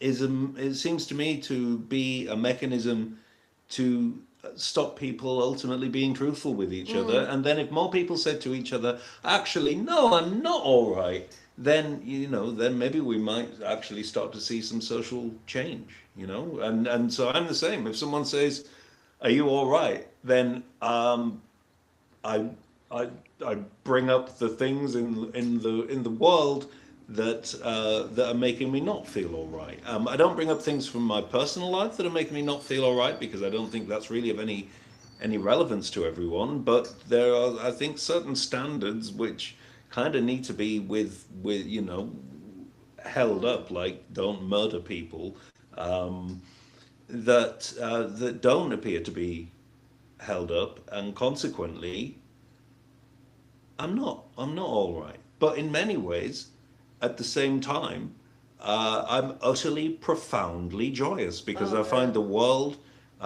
astonishing. I find the mystery of the universe astonishing. I wake up enchanted every day for the last 10 years because this superb beauty is next to me, and I have lots of wonderful friends all over the world who are equally ostracized as I am. So asking whether someone is all right, well, we should be honest and open with each other. I think we shouldn't conform to these kind of strictures with these kind of routines, which yeah maybe don't which aren't there because of some evil eye overseeing it all, but kind of these kind of things just evolve, and I think more people need to start saying, no, I'm not okay. Or I'm brilliant. Like Yeah, I'm just brilliant. something else, or you I'm can be feeling both. great this Or you can be morning. both at the same time. Like I'm That's what I often do. weak Yeah. while I'm having a great time. Yeah. So, I usually answer, you don't want to know, or I'm utterly confused, Yeah, which is yeah, that's a good my answer. typical state, to be utterly confused and be proud of that. yeah. All right, so here is a question from the audience. One is, I heard the channeling of source so that humanity is figuratively in the solar plexus and moving towards the heart. Yes, absolutely. I've but well, when I was in my late teens, early 20s, I had a lot of very strange experiences with kind of going to other places, and it was always accompanied by this sort of dense, sort of gold burning feeling in the solar plexus region. But also, I think if one is sitting listening to uplifting music, sacred music, or like a church organ, it's kind of here where Well, the that's emotional where your impact resonance seems to chamber, be. isn't it? That's where Yeah. I suppose that's where all of your breath and everything is sort of vibrating from there anyway. So, I mean, the whole point that was said earlier about finding it very difficult to be on this planet, people from off planet or this dimension or whatever you want to call it. I mean, I do feel like people's sadness stabbing me and stuff, and it always feels like and whenever you're kind of, I don't know, talking in this way that's sort of talking to animals or something. It always kind of feels like it's this bit that's tinged with either I guess talking about it in terms of like synesthesia, that particular emotional things have a kind of colour. So like a lot of the time, sadness is tinged with a colour. So I mean, I think we're all. There's got to be something in that. So physically. the first chakra is survival. Second chakra is family relationship. Third chakra is societal relationships. And people oscillate between the three. The first chakra, people love wearing red, just love wearing red, and you can recognize them. Not pink, red. And the second chakra is orange, and the third chakra is yellow. And basically, the idea of control is third chakra, like your willpower. And it's a very important chakra. Willpower is super important, but that's a dominant idea in a competitive society. Basically, you either are playing the game of you are in control or you are being controlled. But as soon as you think about, seeing the world through the third chakra, you are thinking about you being in charge or someone else being in charge, and you are being not free. So looking at the dogs, they they are very, like, when they relate to others, they are either in control, to be on the top, and the dog love to sit on the front seat, on the driver's seat. As soon as you step out, the dog jumps on the driver's seat because they are paying a lot of attention to that, who is in charge. And chickens, they fight to death to sit on the top bar in their chicken coop. So it's not only humans, but then it's about ego. It's like developing the ego, and then the heart chakra is green, and it's loss of the ego. You become one with the nature. That's what comes with telepathy. You lose yourself. It's not you anymore. It's like you have the body, but you are much bigger than the body. And uh, that is a green color. And usually also the strongest chakra is your fattest part on the body. So people with big breast probably will have or chest will have a heart chakra developed. But when you have like third chakra sticking out or second sticking out, or the like the big bot, you can clearly see that person operates from the survival first chakra principle. So the Superman is the heart chakra, basically servant to everybody. So that's where your desire of control to go into desire for service, which is pretty much the same thing from being a ruler to a monk or a service person, like public servant. And what you're talking about, the art and music, they all higher chakras, fifth, sixth, seven, and up. So of course we want to move up, but again, I don't want to project my interests on humanity. I want to be objective scientist looking at them. So you guys, humanity, you choose whatever you like. If you want to stay in the first chakra, it's up to you. There is a choice offered. The telepathy is already here. Kai Dickens already made the revolution. It's coming. You can learn telepathy, but as you learn telepathy, you lose your ego. It will be a different person. You wouldn't be you anymore. I already lost myself so many times. It's just a choice of who do you want to be, the old you or the new you. You still have your body, but everything else will be turned upside down. The next question. Do you want to comment on that or next question? Next question. Da-da. Is our soul in the matrix? Well, I asked them to define matrix, but I can answer that in two different perspectives. Sure. If they're talking about the matrix as a slave system, like the system that's been set up to keep us suppressed, then yeah, the soul is expressing itself in that system. But that doesn't mean that the soul is literally integrated and supposed to be in that. No, but so if you define matrix as reality in the universe, then yeah, definitely the soul is a fractal version, a tiny little fractal of God's source consciousness. But even though we're a tiny little fractal, we're also infinite inside of us. So we're a drop in the ocean and an ocean in the drop. So I hope that answers that question. My answer is yeah. I don't disagree. I just want to develop your answer. So.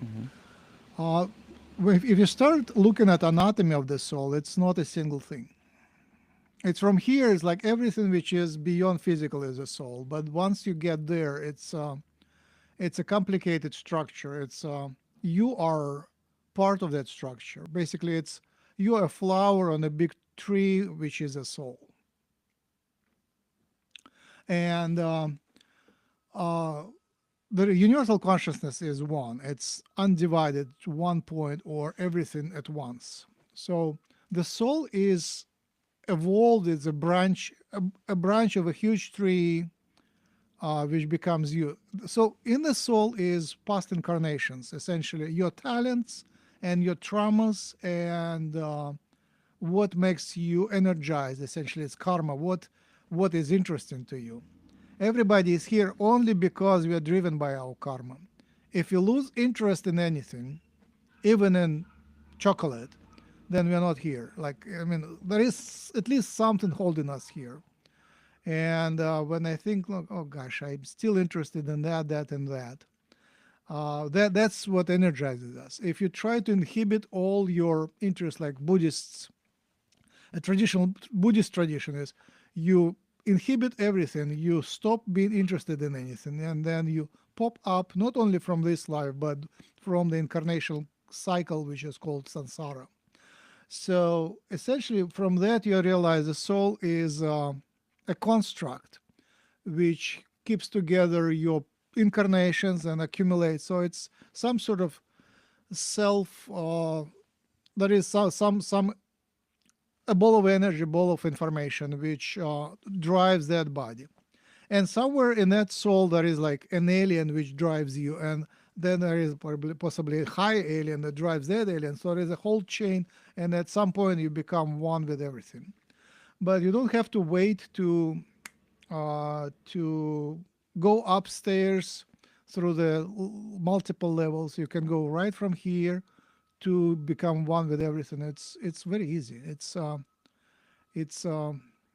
quite possible, and my crowd, like Ramdas and everybody else, like that's what we do. We oscillate between being here in the physical body and having our preferences to going out there and being one with the universe and being the universe. It's becomes a practice, back and forth to do. So yes, soul is in the matrix. If you define the matrix as something artificial, anything the higher levels are, when you travel to higher levels, they are as sophisticated as this one. Ours is simplistic, actually. Yeah, I've been to lower levels and I hated them.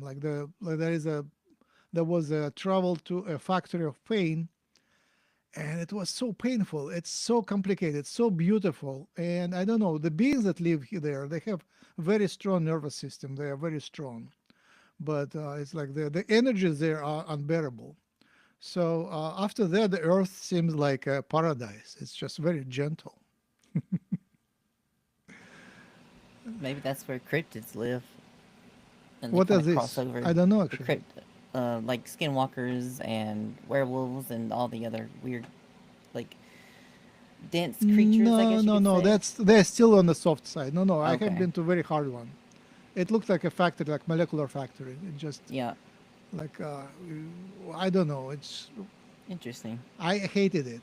Like my mantra there was never again, never again I go here, never again. I don't want it. I Oh, don't like it. I don't want to be well, here. bringing it back around to just to expand a little bit on that before we continue. I'll make it quick and short, but to reach those higher levels into full source consciousness and to feel that beauty, you have to start understanding like forgiveness and unconditional love and compassion for all living beings. And it's really hard for some people because they have their own problems and they project, and it's a problem. It really is. So we need to start going inward and talking to ourselves, honestly dealing with our problems. Start saying good things about yourself in the mirror, just at least one thing a day, and then start saying one good thing about to someone around you that you love, or anybody. It's anybody. Say your shirt is awesome. I love your shoes. You're an amazing person. When you start doing these things, you start loving more. You start loving to love. It becomes a natural thing, and you start increasing your frequencies, so to speak, to increase that telepathic bubble and that communication in your soul.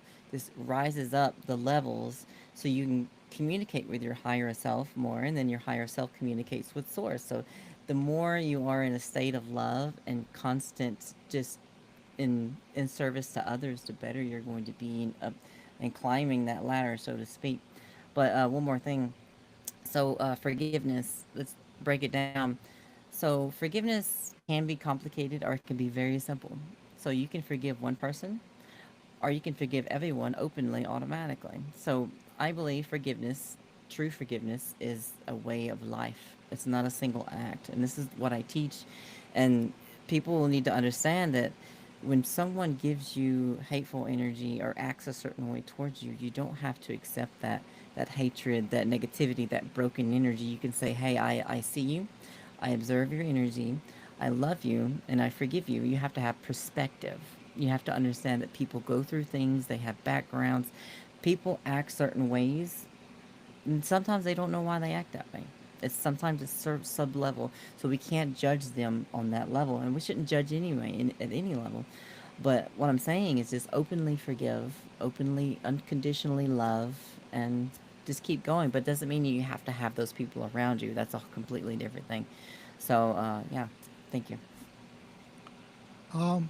I want to ground what you said, and ground in basically I went through that path trying to be liking and forgiving, and I discovered a few things.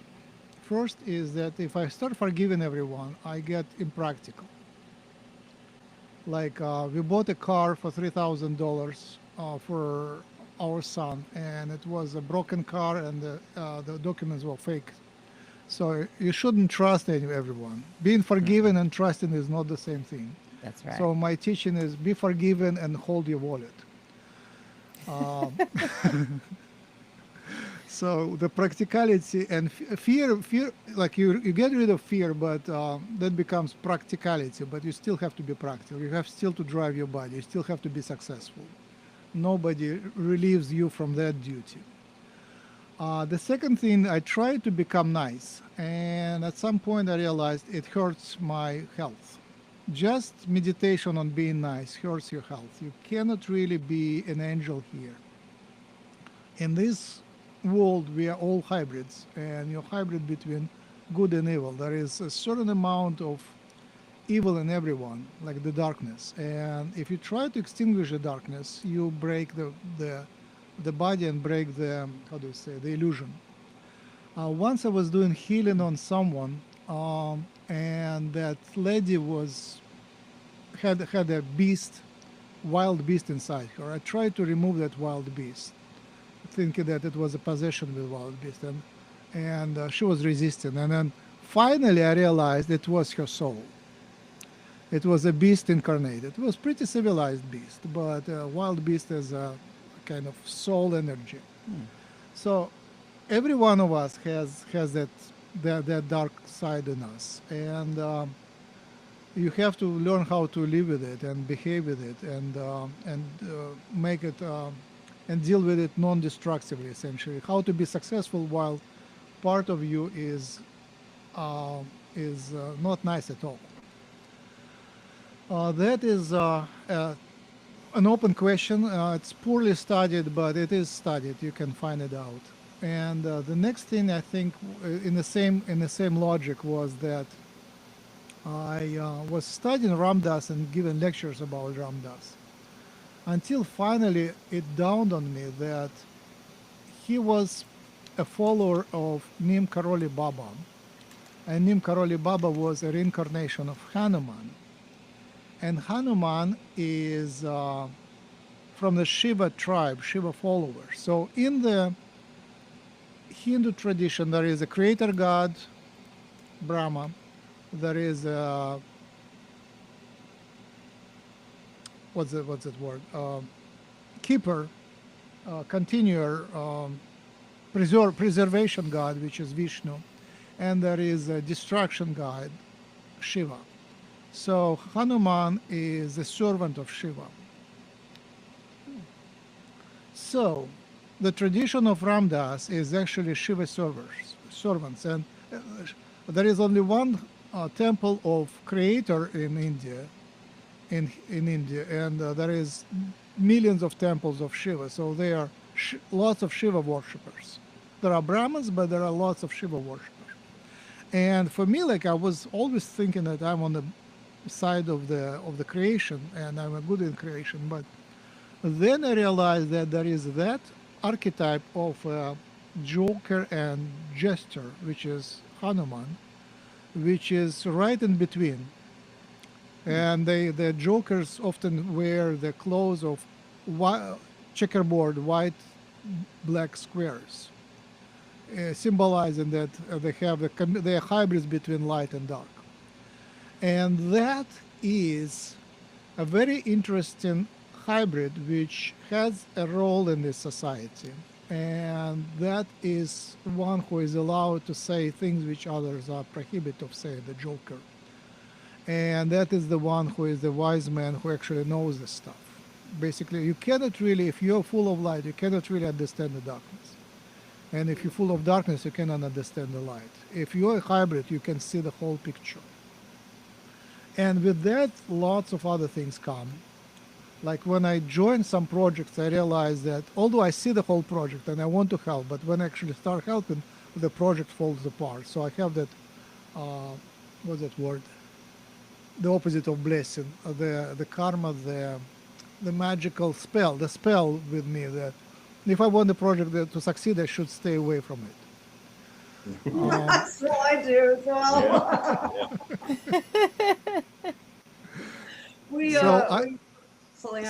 I keep the distance. I help people, but actually I keep the distance from people.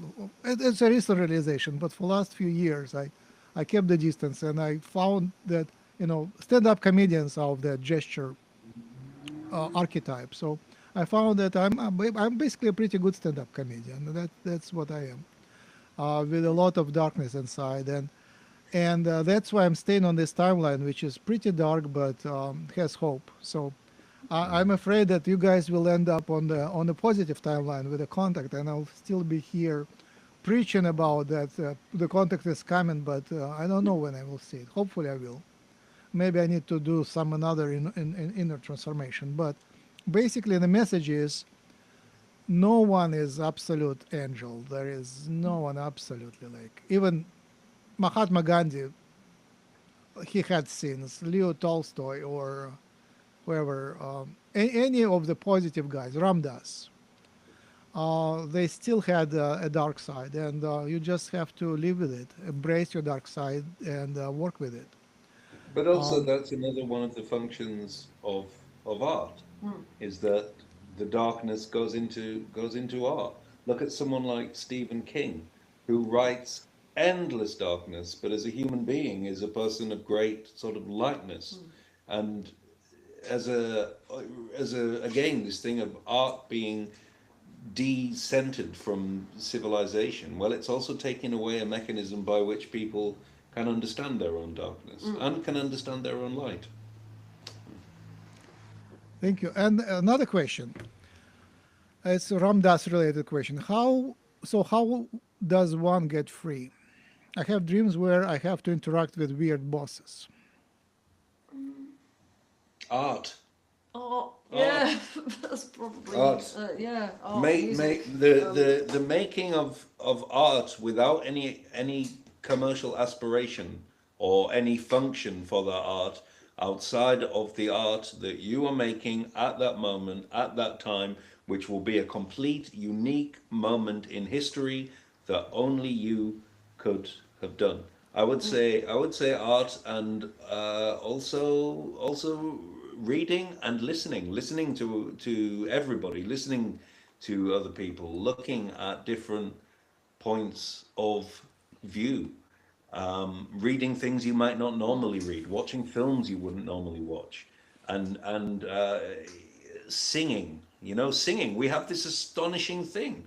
We can yodel across mountaintops and transmit messages, but singing also is a poetical mechanism. We don't even understand why we sing, why we create pictures and then like to move the pictures about. I think all the tools for personal liberation are there, and we have them. I think all the tools for fixing society are there, and we have them as well. But I think people in capitalism get told that if they're doing things which aren't to eventually generate money, that it's a waste of time. But the majority of human creativity, the vast 99.999% of human creativity has not made money, and that's not what it's for. It's for finding out things. Art is like science. It is a form of research into the nature of reality, and everybody can do it, and everyone will do it in a completely different way to the person next to them. That's right. I want And to it's a way say, of sorry. Natalie, Yes, it's also go a ahead. way of transmitting or transmuting your darkness into a form where you can just release it. And it's Yes. like it's taking it from in here to out here and kind of like trapping it in the art, so to speak. But you're also figuring, like you said, Ergo, it's about expressing yourself and also looking at other people's art and understanding yourself through other people's art. So it's like an echo. We're all echoing back and Yeah. forth. We're creating art for other people to help their darkness. And like, Yeah. sometimes like I used to 3D model monsters and I create these dark arts. A lot of people haven't seen my dark art. I do create like, you know, monsters and stuff. But it helps me get that out and not become a supervillain. Instead, I'll be a superhero, you know? So you have to have that channel, that source of flowing into and transmuting that and understanding you have to accept the darkness inside of you, but it doesn't mean you have to act upon it in an unhealthy way. Yeah. You have to say, okay, I see you, I observe you, I do not want to become that, but I see you and I won't ignore you. but this is what we're going to do about it. We're going to transmute it in another way. And that's the part of being a biological being, whether you're a hybrid or a human or whatever. It's understanding how to piece everything together and understand yourself in many different facets in the reality in the universe. Like, yeah, it's yeah. Okay, I wanted to say that angels and aliens are not the same thing. Aliens have their evolution, they evolve genetically, and angels are created by on a factory by God. So they are essentially agents of God. They don't have their own free will. Their free will is the free will of God, of the primary universal consciousness.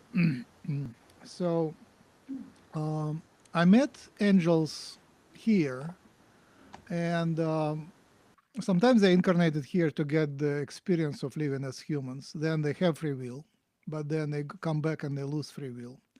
And sometimes they just pop in here just to give messages. And very often I see angels in, not often, sometimes I see angels in homeless or some other very, not very attractive forms, but they give messages, and you can feel it as an angel. You can feel it's not the person who they play to be.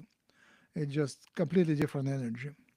And like the example was, I was traveling somewhere. I was late to a very important meeting, and I needed to be in better shape. And then I had to stop to go in the restroom in Home Depot, just someplace. And then a person faced me and smiled. It was a Home Depot worker, but he was hilarious. He had a huge belly, and he was extraordinarily happy and joyful. And he gave me an impulse of joy. And then, as I approached the same place, another person faced me and also gave me an impulse of joy for no reason. Just welcome me.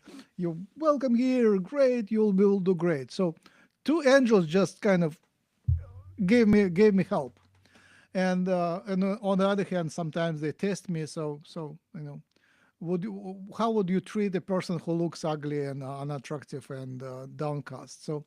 So Ram Dass says that anyone treat everyone as if they are God in disguise. So that's the answer to the question of somebody like.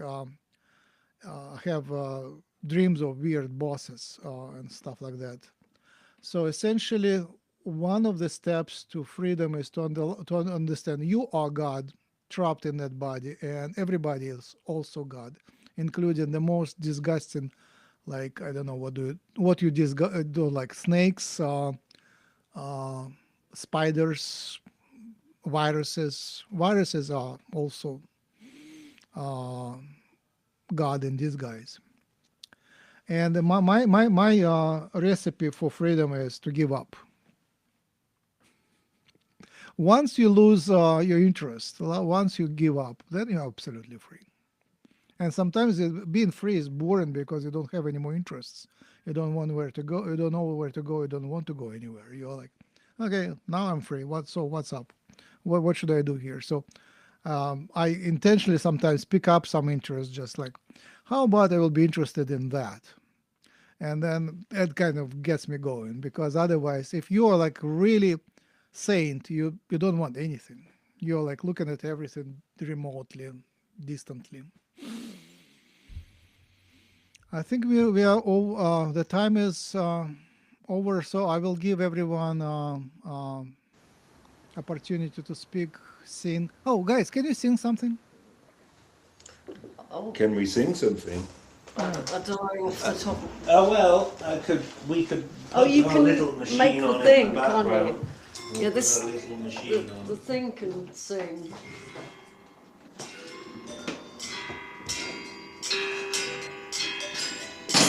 It's object-oriented ontology music.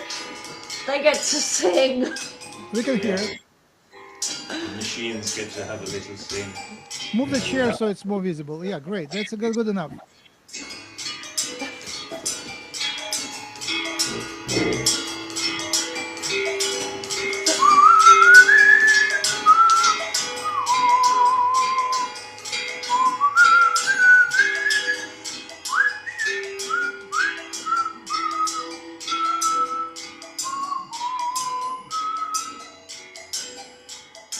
Aliens are great. Aliens are great. It's all gonna be fine because that's what is gonna happen, and then we'll all have interesting interstellar sort of universities, and yeah, that's the song. That's our song. Wow, thank you very I much. love that Amazing. so much. Thank You you. proved That's so it. You precious. proved it. You're aliens. You're qualified, certified, absolutely 100% extraordinary. Techno is everyone. Love it. Yeah, right, really, Very really great to beautiful. meet you both. Your Yeah, reports about your alien visits are fade in comparison to this performance.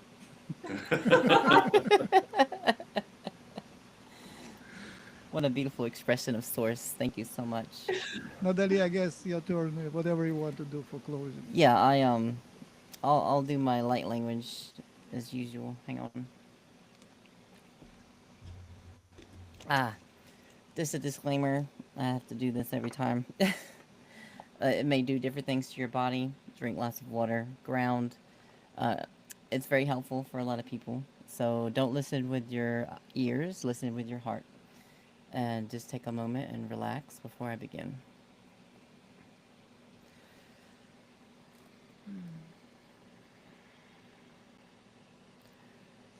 Man sona mano manan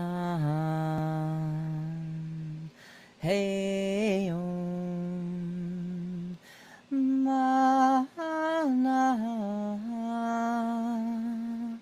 anasom from me anasom manana sano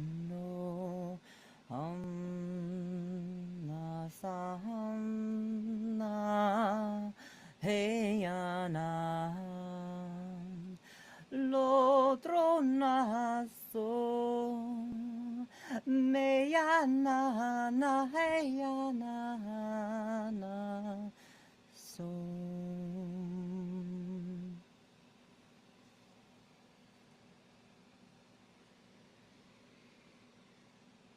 That was beautiful. Thank you so much. That was really, really beautiful. Thank you. Thank you so much. Okay, I'm doing my piece.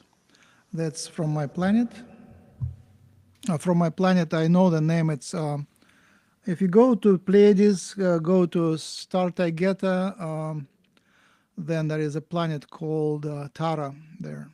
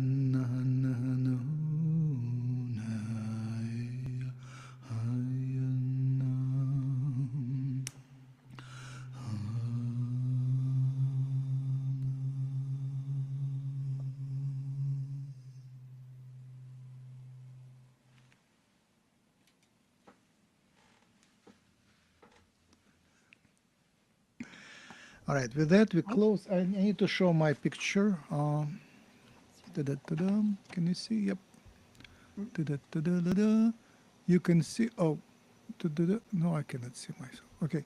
So you can find the book postcontact.world about the post-contact scenario. Starseed Genetics. I forgot to announce. By the way, we are analyzing the DNA from people. We need families, father, mother, child with abduction experiences. And contact us here, fill out the form, and we are raising money to analyze starseeds and discover alien genes and help starseeds to actually prove that we are from the aliens. And this will help the disclosure. It will be one of the best proofs of the alien visitation. And you can find all other my projects at maxrempel.com. And any of these have my contact, so welcome to write to me. Now that you can show your card and introduce the United you. Experiences. Again, I am the CEO Executive Director of the United Experiencers Initiative. There's the business card. The back of it needs to be updated. But the website is theuei.org.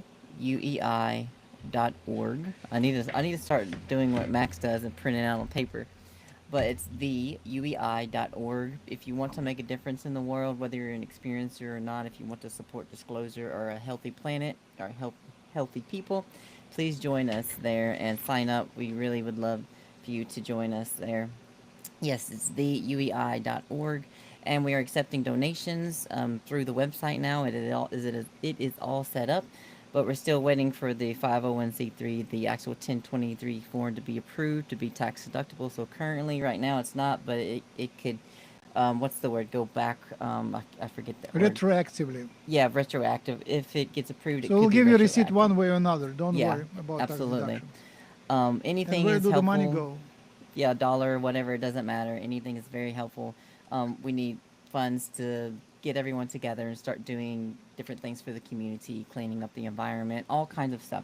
So I believe the UEI is going to be a really big thing, and I feel it. I've been told that by the ETs, and it's time for us as a collective to come together and actually make a difference. And we need that centralness to come and something to gravitate around to be able to help, And then you can go forth and do your own stuff on the side as well. We're not saying that you exclusively have to be part of us and do, but we're planting that seed and giving people that place to gravitate towards. But anyway, you can also contact me at Nadalee, Nadalee, at theuei.org, or you can contact me, my phone number, 423-389-4463. You can text me, that's my business number. And I just love you all so much, and let's make the world a better place. And it starts with you. It starts with everyone coming together to, compassion, all that good stuff we talked about today. Love you All guys. right. Thank you Really very nice. much. And Thank you so much. Right. Erga and Lottie and Nadalee, thank you for joining. The guys on TikTok, thank you very much for watching us, and thank you for your comments. The guys on YouTube, thank you very much. And ladies on YouTube, your comments were wonderful. Thank you very much. And you can find us on all those sites we just showed. Goodbye. Yeah. Bye. Don't hang up yet. Yeah, don't